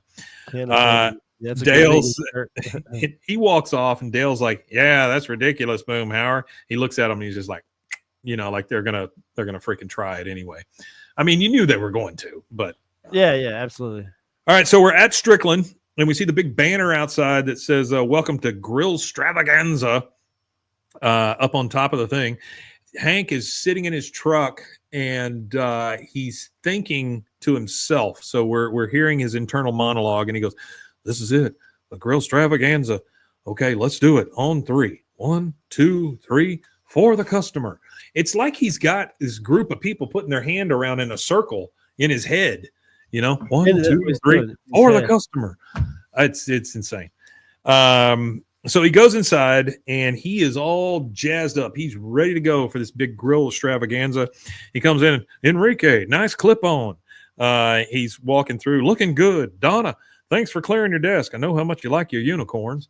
And then he sees Joe Jack. Joe Jack is over there. He's got a top hat. He's pulling magic scarves out of his hand. He goes, "Joe Jack, what's with the hat?" "Oh, sorry, honey, but this year I'm going to be selling more grills than you. In fact, your winning streak's about to go up in flames. Abracazam." And then it takes just to say, he goes, "Abracazam," opens his hands like this, and then poof, then finally flames come out. He goes, oh, good God, that's hot. Hank says, "Do you know why I sell them?" Do what? Some little party. Yeah, he's got a little flash. He's got the little flashbangs in his hand or whatever. He goes, "You know why I sell the most propane grill at Extravaganza, Joe Jack? I educate the customer so they can make an informed decision. That's my magic trick." He goes, "Uh-oh, rabbit done peed on my head." Takes his hat off. The rabbit's peeing down his head that was under his hat. All right, we're back at the Hill House, and of course we're in bed. That's horrible. He's got rabbit piss down his neck. Rabbit peeing on his head. Disgusting. Yeah. Yeah. His only response is, "Uh-oh, rabbit done peed on my head." We're in bed with Hank and Peggy, and he goes, "Boy, that Joe Jack, he's never going to get anywhere until he learns that sales is all about character." She goes, "Well, unfortunately, that's the sort of lesson he'll only learn on his deathbed. No one will buy a grill from a dying man." It's a little rough. From a dying man. He goes, "Hey, you know who might get a kick out of learning some character? Bobby. Maybe I'll take him to work, show him how his old man pays for his bath salts." That is a weird thing to say. That is a really weird thing to say. They used to sell bath salts at gas stations, and they say if you smoked it, it would make you want to eat like dogs. Well, there was a guy here in town that ate his own dog out in the middle of his front yard because he was on the bath salts so hard. Somebody's face or something. Yeah. Those wild. They said it was like some Chinese research drugs or something. It's insane. I don't know what it is. We're now at Strickland, back at the sale. Joe Jack is over there doing magic for the customers. And it kind of goes through Bobby became a bath salts zombie. We go through and we're seeing all the customers in the big sale go. Yeah, we see the big sale and the good band name. Yeah, like for a punk rock band, the bath salts. Oh, it is a good band name. Yeah, I like that. Trademark. He brings Bobby through, and we see the big sale going on and everything. Bobby, of course, sees the plate of cookies, and he's cookies. He goes, Bobby, that is not a cookie; it's a sales cookie. When you make a sale, you get a cookie, and you get to ring the bell. It's asinine, but it works for some people. And then you see the bell ring, or you hear the bell ring. Joe Jack rings it. By the way, when they came through the door to come in, we get a glimpse of across the street at Thatherton Fuels, and there's a big banner up. Yeah, there's a big banner up over there that says "Meet the girls from Jug Store Cowboy." So these sales could not be the hell out of grills over there. Well, I'm just saying these sales could not be any more different from each other. One is just a flat up sale, and you got one guy doing magic, and the other one's got girls in bikinis. And one guy's got rabbits pissing down his neck. Well, that's true too. Yeah, I would probably go to the other one.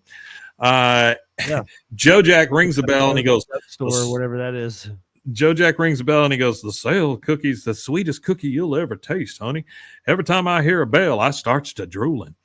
Hank points out the dry erase board over there, and he goes, and this is the sales board. It's like a giant scoreboard at the Masters, except instead of Tiger Woods, you have me. He goes, you want to make a sale on your first day? I'm sorry. He goes, instead you have me. He goes, Bobby looks at it and goes, wow, cookies, my name in blue marker. What do you want me to sell first? He goes, you want to make a sale on your first day? And he just kind of laughs at it. He goes, oh, God bless you, boy. I think you better watch this first. And he goes over to a customer. He goes, I see you admiring the Wagner line. Why don't you give these brochures a read, talk them over with your wife or a trusted older family member, and come back when you're ready. We'll be here. He just opens the door and lets the guy out. Right. That's it. Yeah. And the customer's like, okay, well, thanks. I guess. He goes, yeah, gives me chills every time. Comes back over to Bobby. Bobby's like, I don't get it. You let him leave. He goes, well, at the end of the month, you'll get it. When my customers return, educated and ready to buy, that leads us to lesson number 1. So straighten up your tie because you're going to meet a lady. He takes him in the back, and we see all these propane tanks on the shelves up there, right?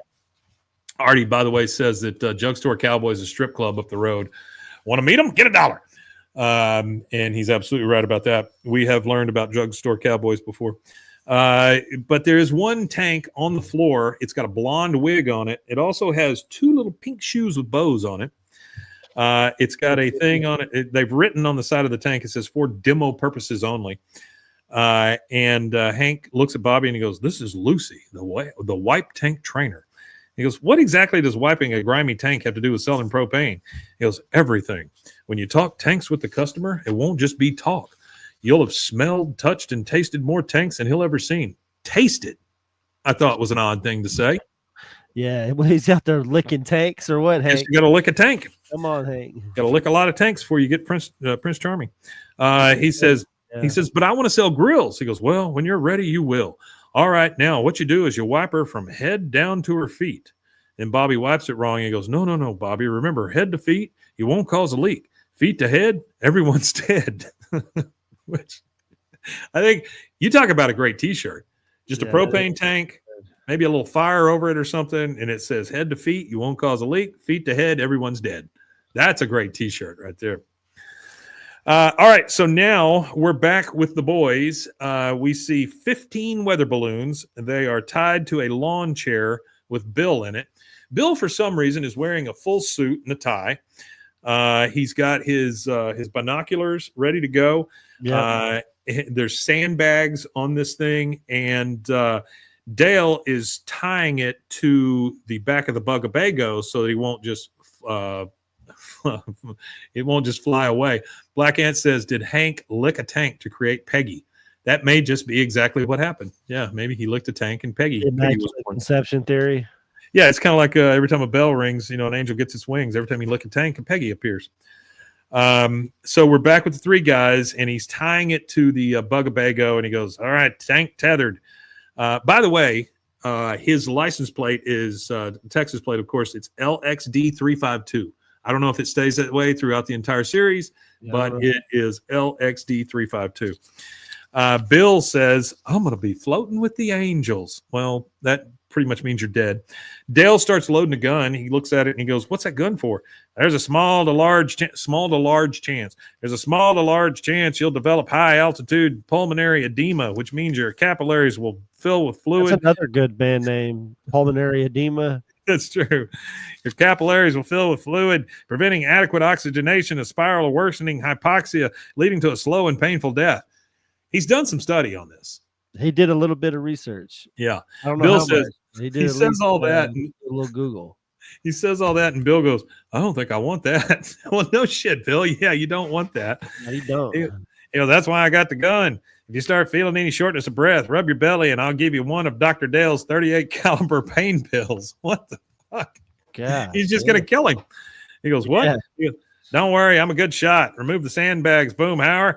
He removes the sandbags. Bill starts to float a little bit. He goes, it works. He goes up about 3 feet, and he looks around and goes, oh, it's so beautiful up here. You're 3 feet off the ground, Bill. That's all. He ain't high up yet. So then he's talking to Boomhauer, and he goes, okay, when we release the second tether, Bill should gradually float as planned, or he will sail uncontrollably into the stratosphere. Bill's just like, huh? He goes, cut the cord, Boomhauer. Boomhauer cuts it. Bill starts floating away. He's very unsteady, starts to hang off of it. He falls off. He's hanging on to it by one hand. We think Bill's going to fall. Honestly, Bill should have just taken one for the team, fallen off of this thing right away, and he would have been fine. Immediately. Because he was like 5 feet in the air. I mean, it wasn't even 5 feet. He'd be all right. But now he wasn't even over the house. Like it was anyway. He's hanging on to it by one hand. And Dale says, he's giving the signal. Stick out your chest so I can get a clean shot at your heart. I mean, Jesus. Bill says, I made it. He says he's giving the signal, stick out your clean. And Boomhauer goes, oh, man, you did dang old signal rope, man. So he's trying to use the escape rope. He reaches for it, starts to climb down. He falls off. He's hanging by 1 foot upside down on the thing. And he goes, oh, I made it. I'm all right. And then he starts floating away, but he's banging into the fence. He's banging into the Bwaaa. He's banging into the trash cans, and you just see him kind of float away. It's not great. He goes, you're not doing it right. He's screaming, bang, bang, bang, help, help, help. Boomhauer goes, hey, man, I think better shot the balloon on, man. He goes, my eyes. And he's just, dang old Bill's gone, man. He just starts floating away, right? He shoots at him a few times, misses it, hits a sandbag, so he floats up even further. So once again, Dale has screwed Bill, and he doesn't really care. Old Bill's gone, man. Yeah, he just gone, man. He said, my favorite part is the sawdust falling in Bill's face with him spitting and shrieking. Yep. They treat Bill so shittily. Okay, so it's nighttime. Don't do him justice. Poor guy. We're at the Hill House. Bobby is sitting there at the table. He's trying to R. McLean says, I don't know if you mentioned it, but Bill's scenes are a different animation style. Oh, I didn't know that. I didn't realize.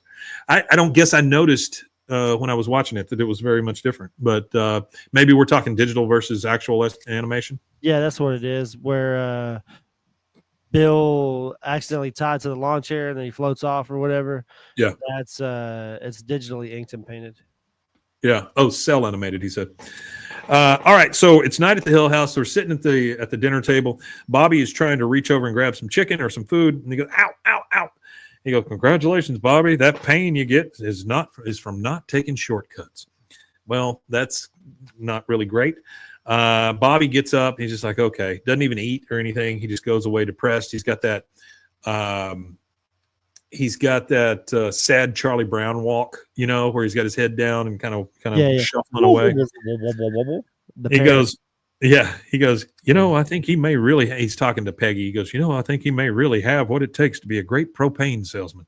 Look, Peggy, he can barely make it to his room. And then you just hear, he goes, oh, he can't. Because that Bobby just passed out over there somewhere. That's it.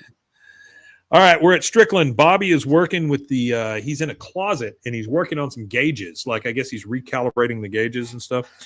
Joe Jack. Yeah. Joe Jack passes by and he goes, hey, Joe Jack, my dad's making me calibrate all these flanges. Does this flange look calibrated to you? He goes, oh, beats me. Never learned that stuff. I just know about moving product. He goes, wait a minute. Then why am I stuck here doing all this? All that bunk about learning the fundamentals is just a way to get me to do his grunt work. He comes out to the sales floor and goes straight to a customer. Good afternoon, sir, madam. May I help you with one of our fine products? And these guys look at him and they're like, well, do you actually work here? He just keeps on selling. Yes, I do. Buck and Hank see Bobby both at the same time, and they both start heading over to Bobby. Hank's like, Bobby, no. He gets over there, but Buck gets to him first. And, Artie says that Joe Jack used to be a driver supervisor. So he gets to him first, and by the time they both get there, he's already down on one knee talking to Bobby.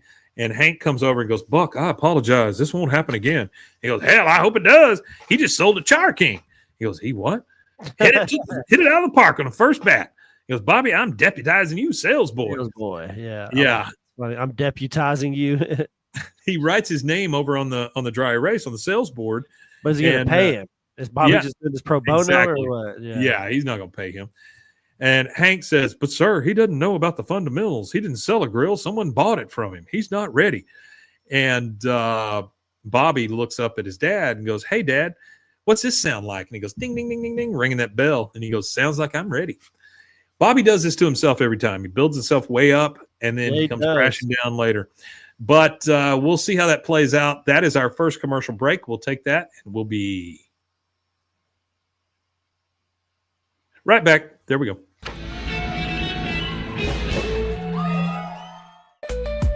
Join the Daily High Club, the premier destination for glass water pipes, vaporizers, and accessories. Since 2015, we've sold over 1 million quality products and teamed up with legends like Snoop Dogg and Tommy Chong. Ready to elevate your smoking game? Visit dailyhighclub.com for our El Primo subscription box or shop unique pieces today.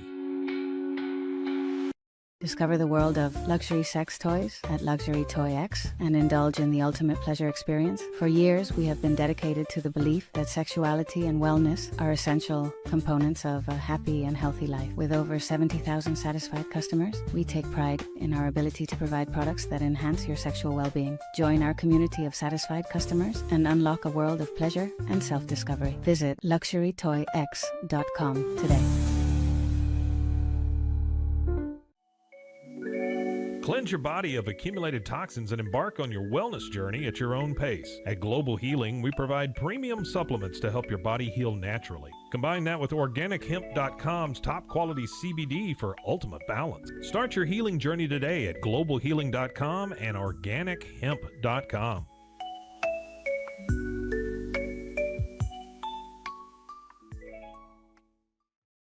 I'm Hunter, the founder of Hello Cake, and today we're digging into ED meds. The number one thing we hear is that guys are sick of waiting for ED meds to kick in. Traditional ED meds take about an hour to kick in as they have to go through your digestive system, where Hello Cake's ED medication dissolves under your tongue and works in about 15 minutes. That's about 3 times faster than traditional ED medication. Curious about ED meds? Go to hellocake.com.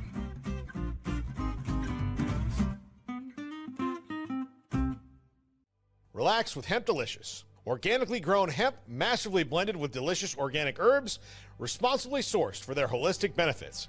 Each sip offers calming, antioxidant-rich wellness. Brewed just for you. Sip the calm with Hemp Delicious. Find your blend at hempdelicious.com.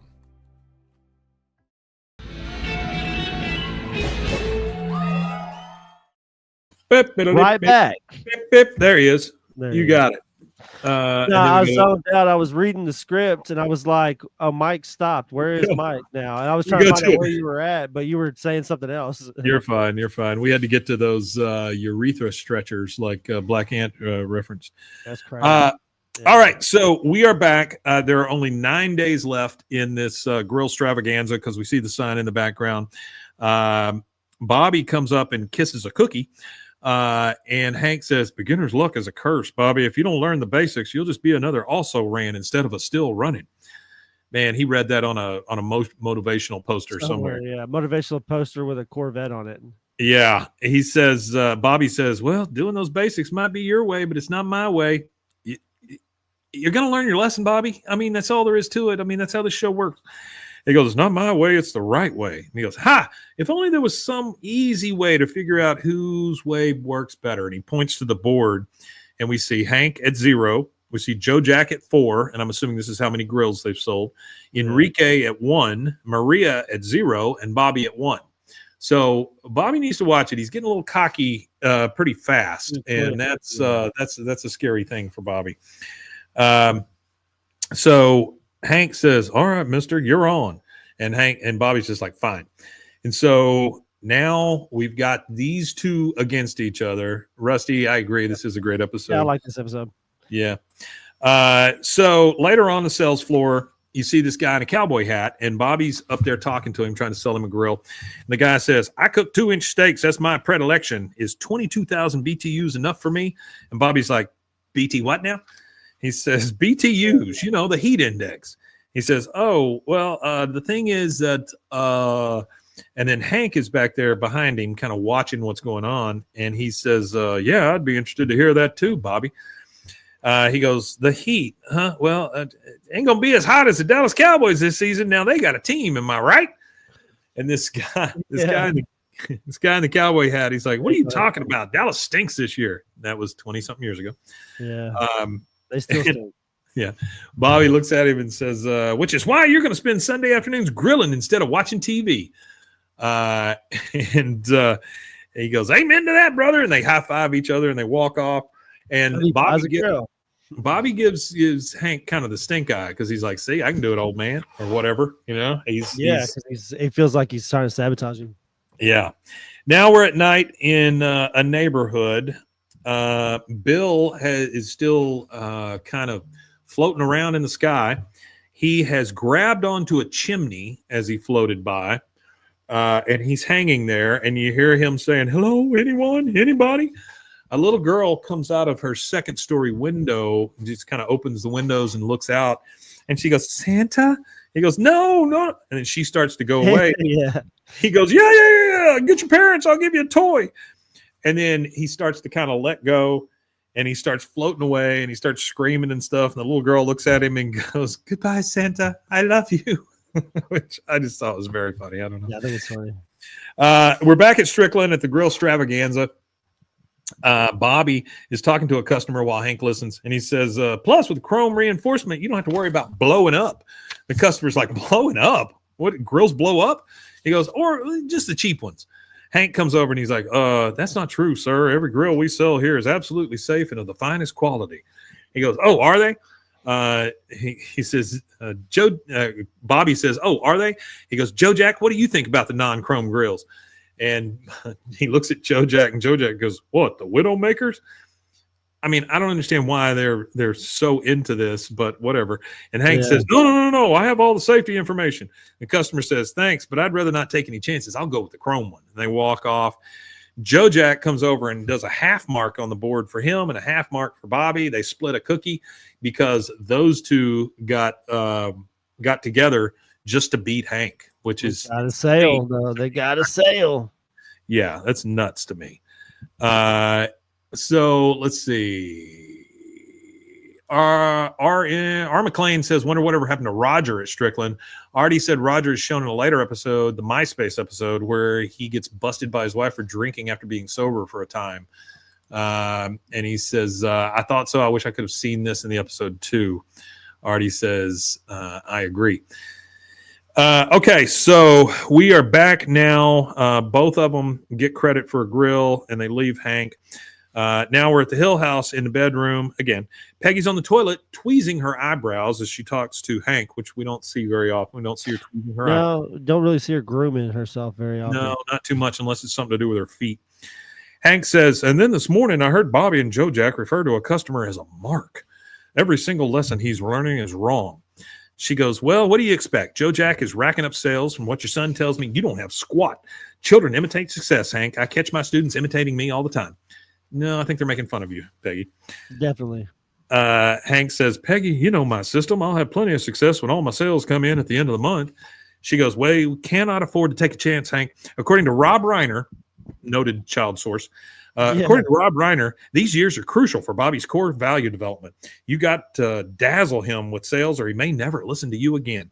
Come on. Rob Reiner, the guy that did movies and stuff with like Albert Brooks and stuff? Rob Reiner is the one that was Meathead on All in the Family, and he directed several movies, but he was Carl Reiner's son. He directed Spinal Tap and a bunch of other stuff. She goes, pick up the pace. Like, she's on Bobby's side, which is insane to me. Yeah. And Hank says, but that's not my system. She goes, well, get a new one. Shitty Peggy. Hashtag.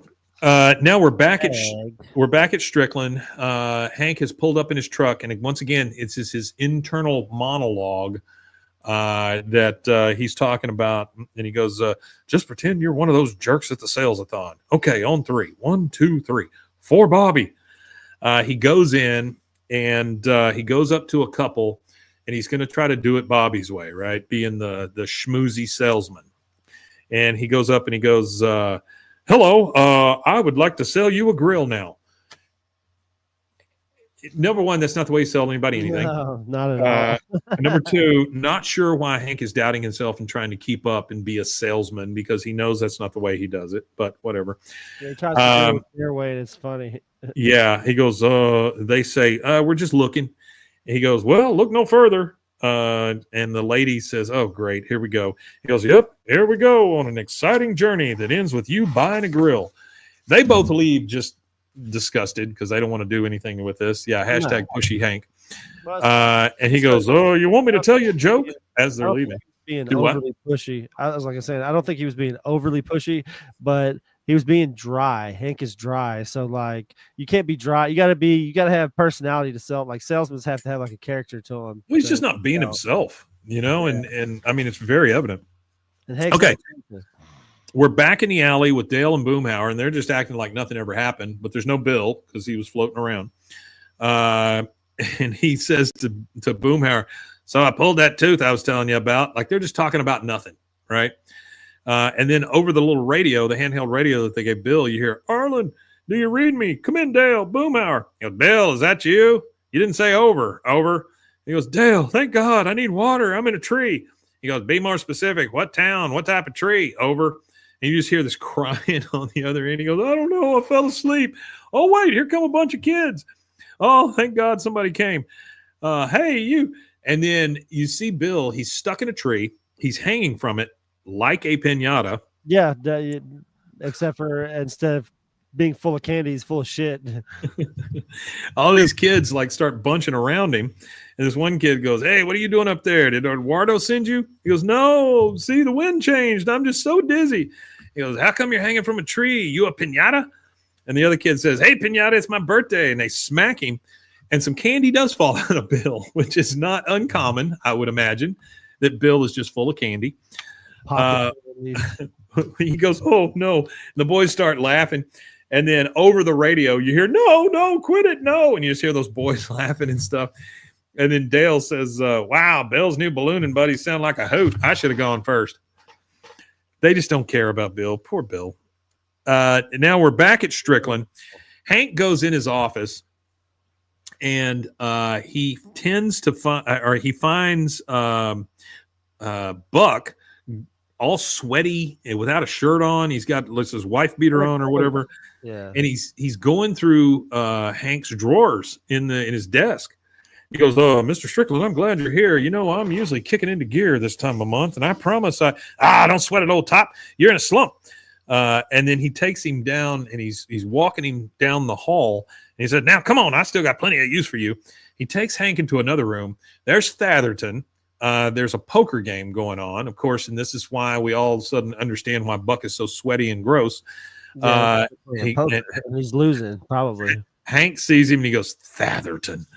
And then Buck says, gentlemen, y'all know Hank Hill. He my number one salesman. Thatherton says, stop stalling, Buck. Where's your bet? He goes, right here. I'm betting Hank. He goes, if you win, you get him for a week. Which, whoa, Jesus Christ. Not legal. No, not at all. Thatherton says, all right. I would think to bet Hank's labor. He goes, all right, I call. He goes, but sir, you always bet Joe Jack. So number one, this is already taking place. Golly. Yeah. He says, but sir, you always bet Joe Jack. He goes, I can't this time. He's selling. You're crapping a big goose egg. He goes, all right, bets on. Show him. He goes, 2 pairs, 7's high. Thatherton pushes his cards across, says full house. He goes, no, that's where the maces were hiding. And Thatherton looks at Hank and he says, Hank, you stand there and look like a poker chip. I'll come get you in a minute. Hank leaves the room looking very sad. Bobby and Joe Jack, for some reason, are in the hall watching this. It'd be kind of cool. He looks at Bobby and he goes, Bobby, everything I told you about sales being patience and character, it's all still true. I didn't show much of either, and now I'm paying the price. Please promise me you'll learn from my mistakes. Bobby's just like, okay. Thatherton takes Hank out the front door. Joe Jack. Like how Bobby responds or reacts to Hank. Hank will say some stuff to Bobby, and Bobby's like, in one ear, out the other. Yeah. Okay. Like, okay. All right. Like, Joe Jack looks at him and he says, come on, Bobby. There's some nuns out there who didn't know about Marco. So they're going to go out there and they're going to try to sell some stuff. Again, very sleazily. Hank is headed toward Thatherton Fuels as part of a lost bet. And this is going to take us to our second commercial break. We'll take that and we will be right back. There he is. OsleyMD.com. I've always had thin hair my whole life. It breaks off at a certain length. In the last 6 months, I've noticed it just really bad. I mean, you could totally see it. I wear a hat a lot. I tried several different products. My experience with the Bosley MD hair regrowth kit was amazing. It was easy to use. It let me take off my hat. I could go in public and have my picture taken and feel normal again. OsleyMD.com. Farmhounds offers natural treats and chews made with quality products that support family farms, regenerative agriculture, and humane farming practices. Give your dog the best with wholesome, organic ingredients that promote health and happiness. Shop now at farmhounds.com. Introducing Muck-Off's classic pink bike cleaner, powered by revolutionary nanotechnology that breaks down dirt and grime on a microscopic level while protecting your bike's delicate finish. Developed by our mad developer Alex and tested by riders, our products are made by riders for riders. Discover more at us.muc-off.com, where we break the mold to bring you the best in bike care. Protect your online privacy with NordVPN. Browse securely, access content from anywhere, and keep your data safe with military-grade encryption. Whether at home or on the go, NordVPN ensures your digital freedom. Stay secure. Download NordVPN today at nordvpn.com. That's NORDVPN.com. Looking for tickets to the hottest shows, games, and events? Ticket Liquidator is your one-stop shop for great prices, no hassles, and guaranteed tickets. Since 2003, we've been connecting buyers and sellers, providing access to sold-out events at prices lower than most secondary market options. Whether it's sports, theater, or concerts, our massive nationwide network ensures you get the tickets you want, guaranteed. For the best seats at the biggest events, start with Ticket Liquidator today at ticketliquidator.com. That's TICKETLIQUIDATOR.com. Ticket Liquidator.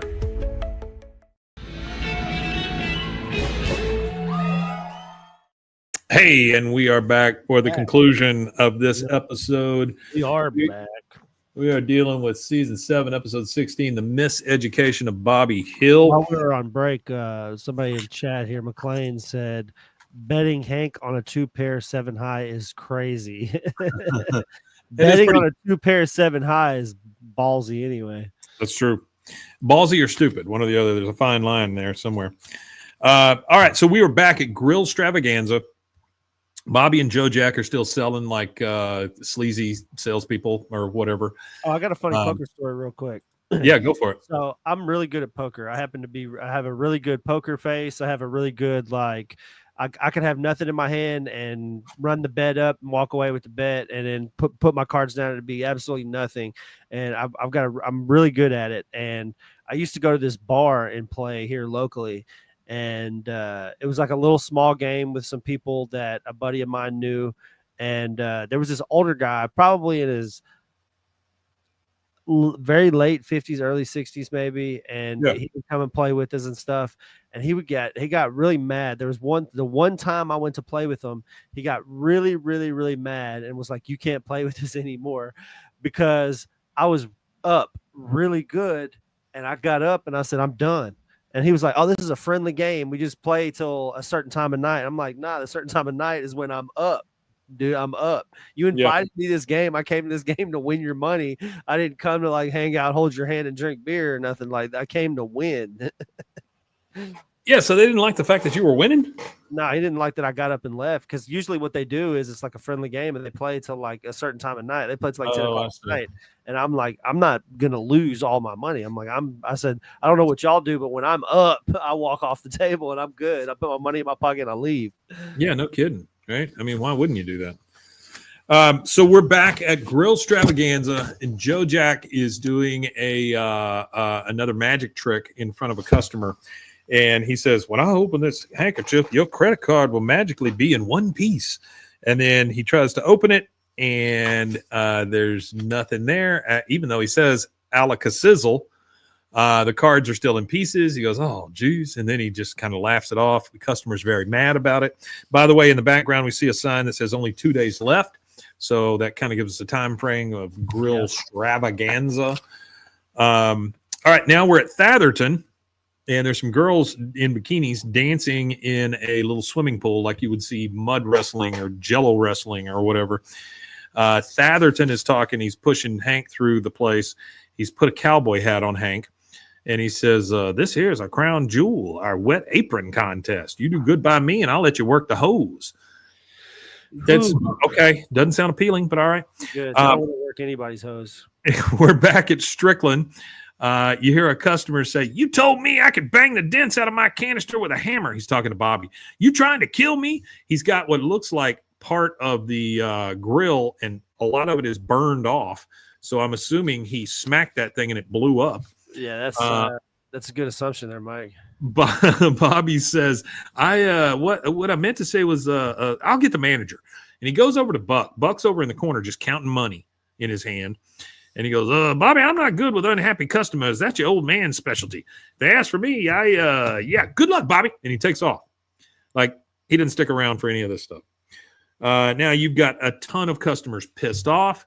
They're all screaming, "I want to talk to the manager."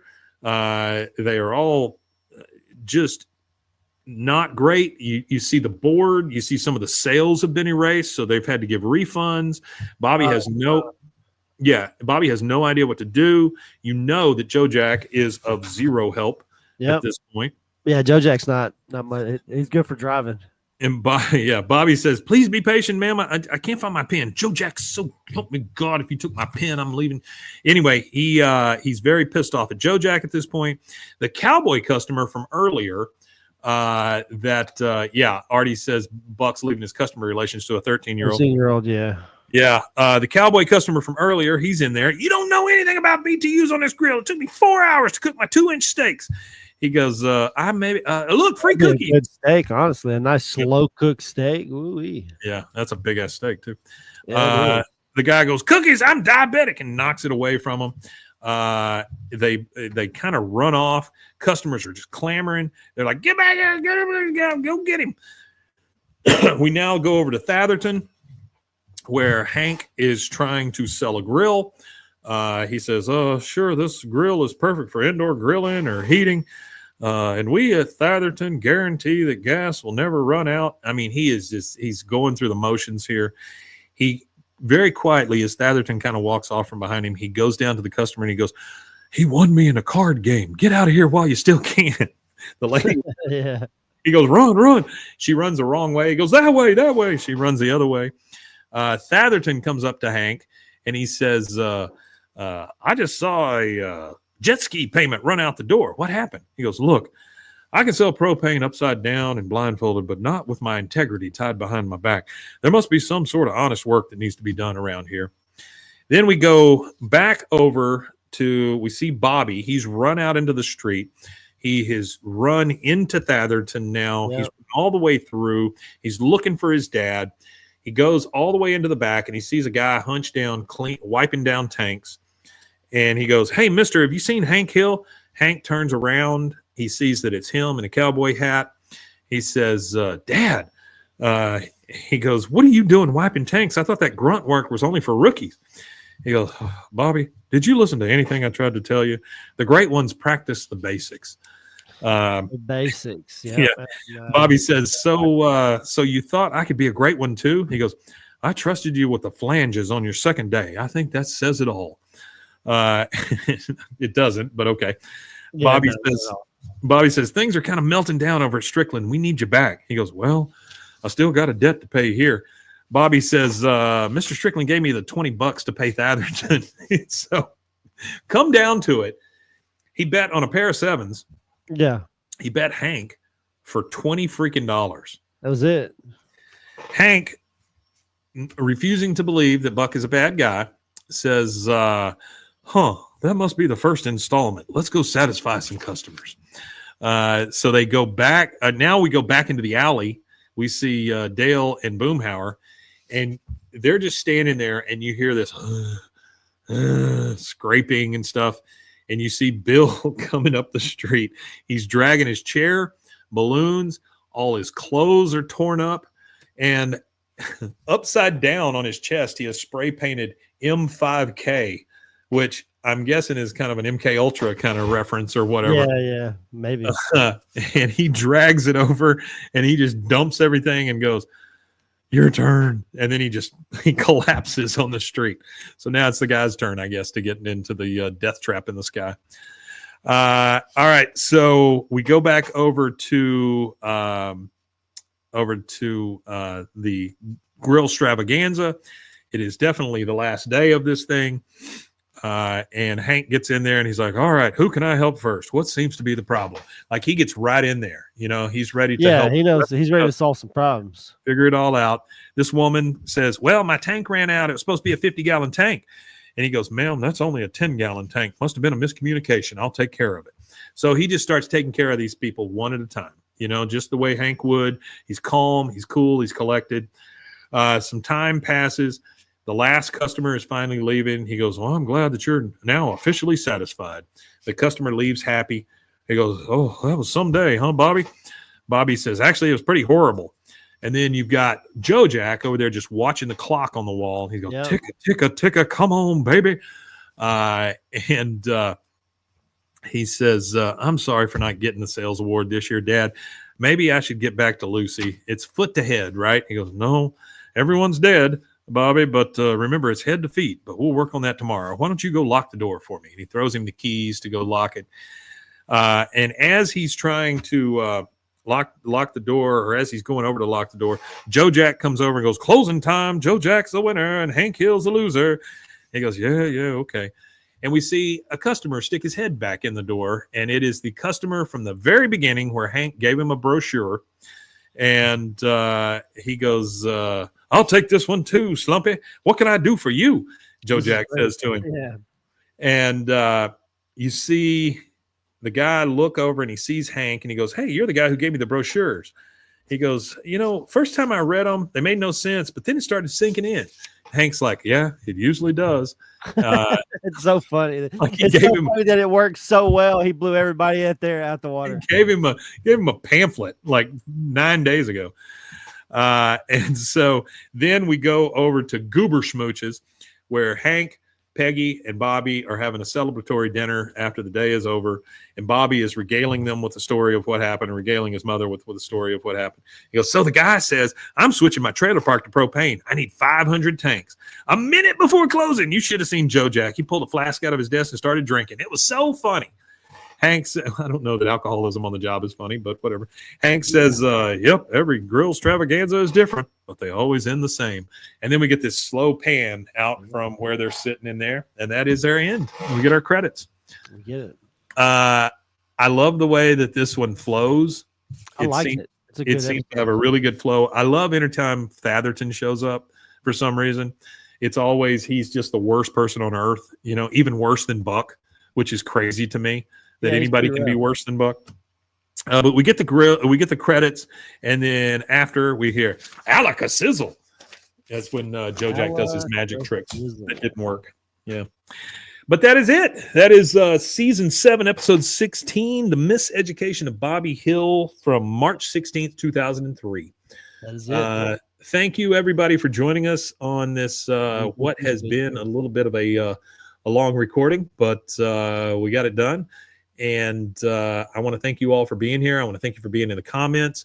Yeah, We've had a lot of people stick with us this whole time, and we really appreciate it. Rusty, you want to tell them where they can find us?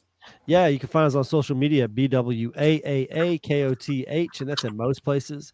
And go ahead and shoot us an email, too, while you're at it, at BWAAAKOTH@gmail.com. Yeah, and I think that leaves us with basically one thing left to say. Weematanya. Yep, that's it. Weematanya indeed.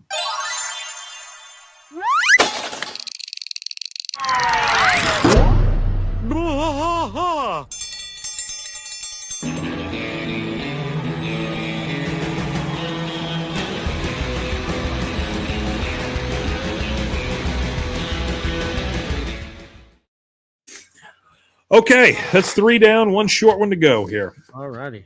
This one is about the new show. So this one won't take too long. I've only got like a page and a half here for the most part, and it's mostly reading. So here we go. No worries, guys. They're all saying thank you. I'll just let them. Yeah, stick with us if you want just a little bit more, but thank you so much for everybody sticking with us this whole time. Yeah, I'll answer that question, Black Ant, when we start the episode. Gotcha.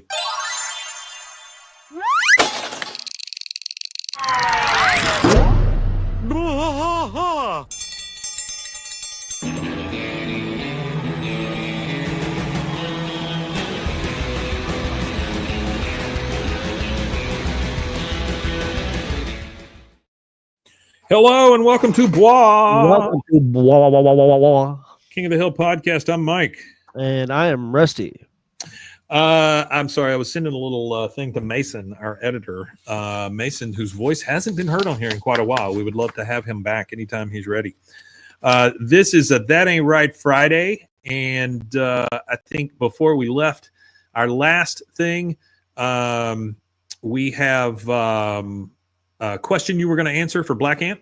Yeah, he said, you guys think Hank would buy a Cybertruck in the reboot? And I'm going to give you a simple no, I don't. No. I think he would think it's asinine. Yeah. Now, Dale, absolutely, he'd have a Cybertruck. I think Hank would be doing everything he could in his power to keep whatever old truck he has alive. Yeah, 1,000%. This is a That Ain't Right Friday. And our last few have been Bobby-centric. This one is about the revival, the new show. This is from bleedingcool.com. This was published back in April of this year. Okay, April. Yeah, it says Disney Television Group President Craig Erwick on Hulu's King of the Hill returned being so perfect for our times without trying too hard, which I think we can all agree that is a sigh of relief for most of us, because I know it needs to be subtle. I feel like a lot of subtlety is lost whenever you move to left or right in like media. Whenever they're creating a TV show and they go too far either direction, there's a lot of subtlety lost. And I feel like that's one thing that I always liked about King of the Hill, is that it was always kind of like in the middle. And I feel like a show like King of the Hill to be topical and to be like on point for everybody, and to have such a wide audience like it does, it has to stay like in that same slot. Yeah, I remember when we first started talking about the revival, though, we had a lot of questions about, people like, oh, this will never make it because red state, blue state, all that stuff. No. It has nothing to do with any of that. And I'm glad to hear them talk about it this way. By the way, we're doing a little bit of a marathon today where we're doing a bunch of episodes in a row, pre-recording some stuff because Rusty is changing the times that he will be working.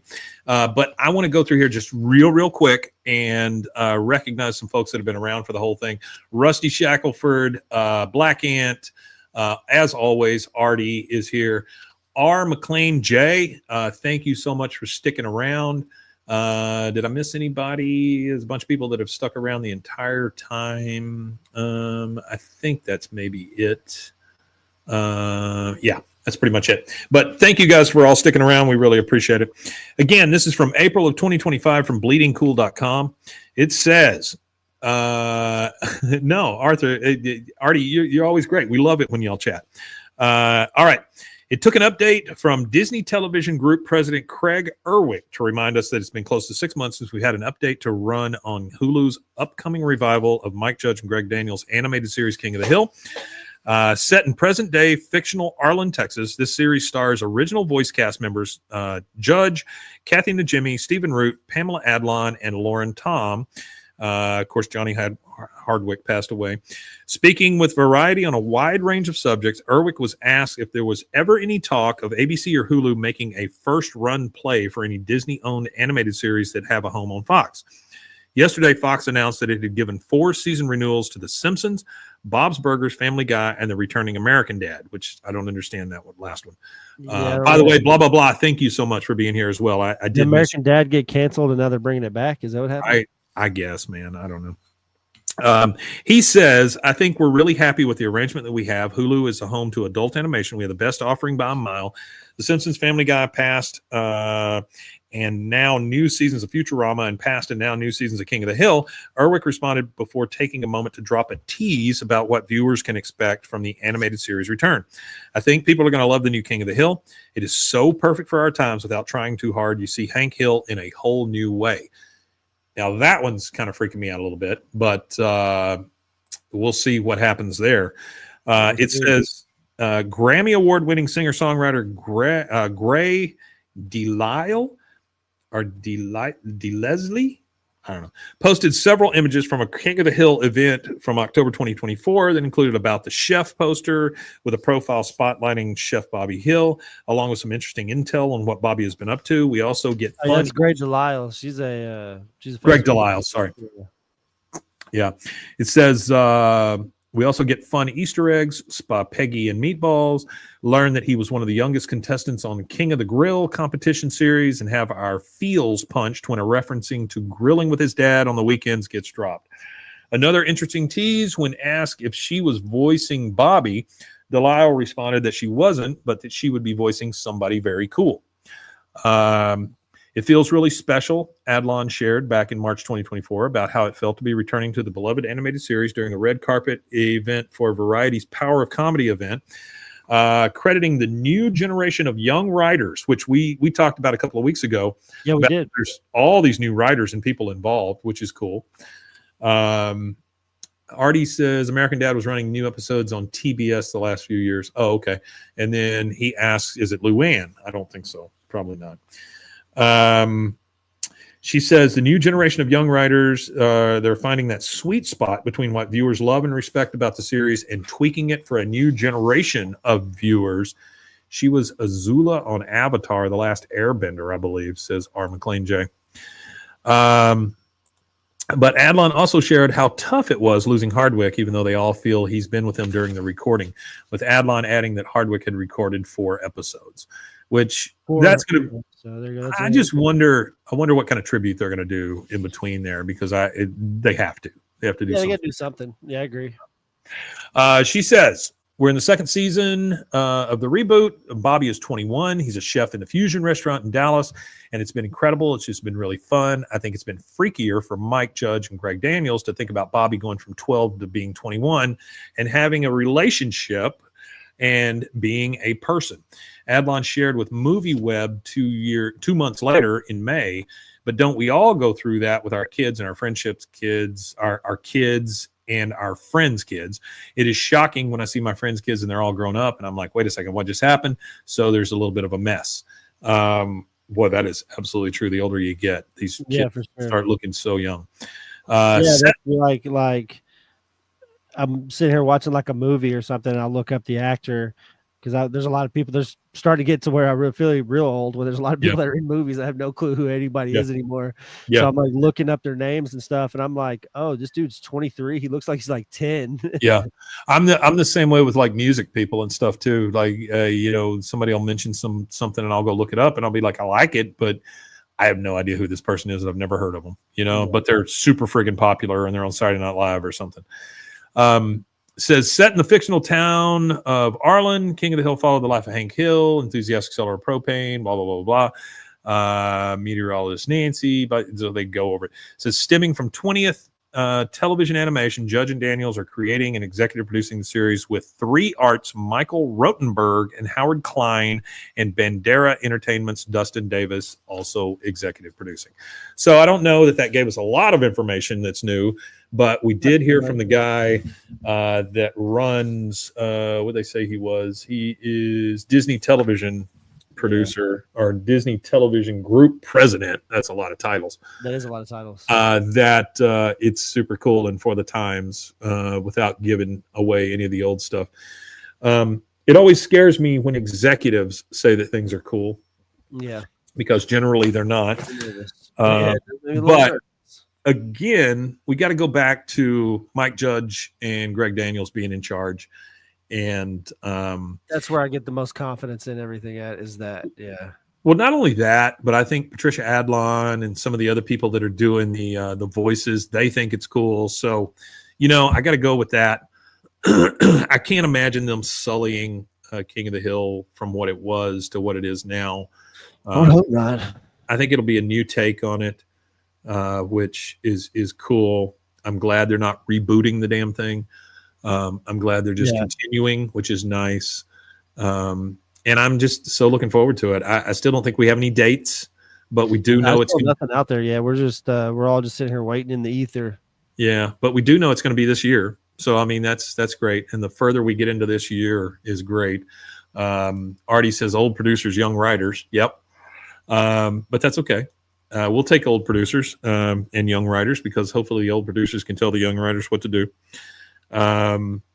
But anyway, we see a lot of this stuff, again, a couple episodes ago, we talked about the, kind of the continuation of the Naked Gun franchise with Leslie Nielsen, and now with, what's his name?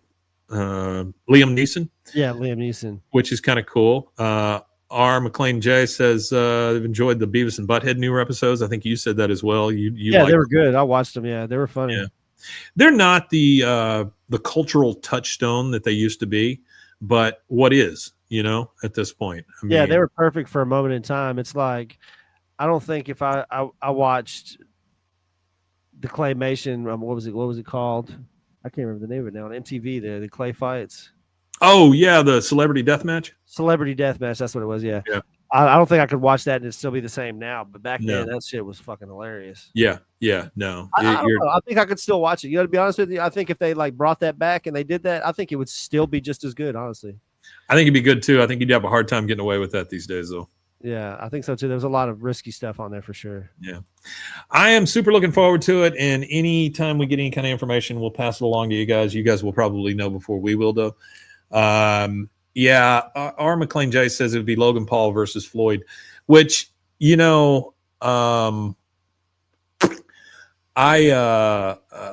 don't like that the Pauls have a TV series now, like a reality TV series. Not real crazy about that. I think their whole life has been a reality TV series. I just think we're rewarding bad people for bad things, and that sucks. I don't like that about society, but I guess it's always been that way. But anyway, we are so much looking forward to it. If there's any kind of break or anything, we'll let you know. We're hoping to watch along with you guys on some of these things. We'll figure out how to do that when we get some dates. But thanks again for joining us. Thanks for a shorter Friday. And Rusty, you want to tell them where they can find us? At BWAAAKOTH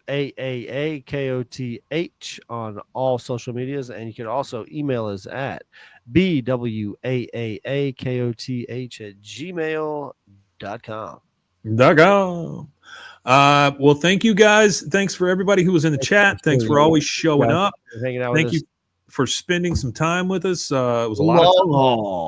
It was a little bit of time today, but we do appreciate you all. Without you guys, we would not have this show. And I think there's just one thing left to say. We Matanye. We Matanye indeed. See ya.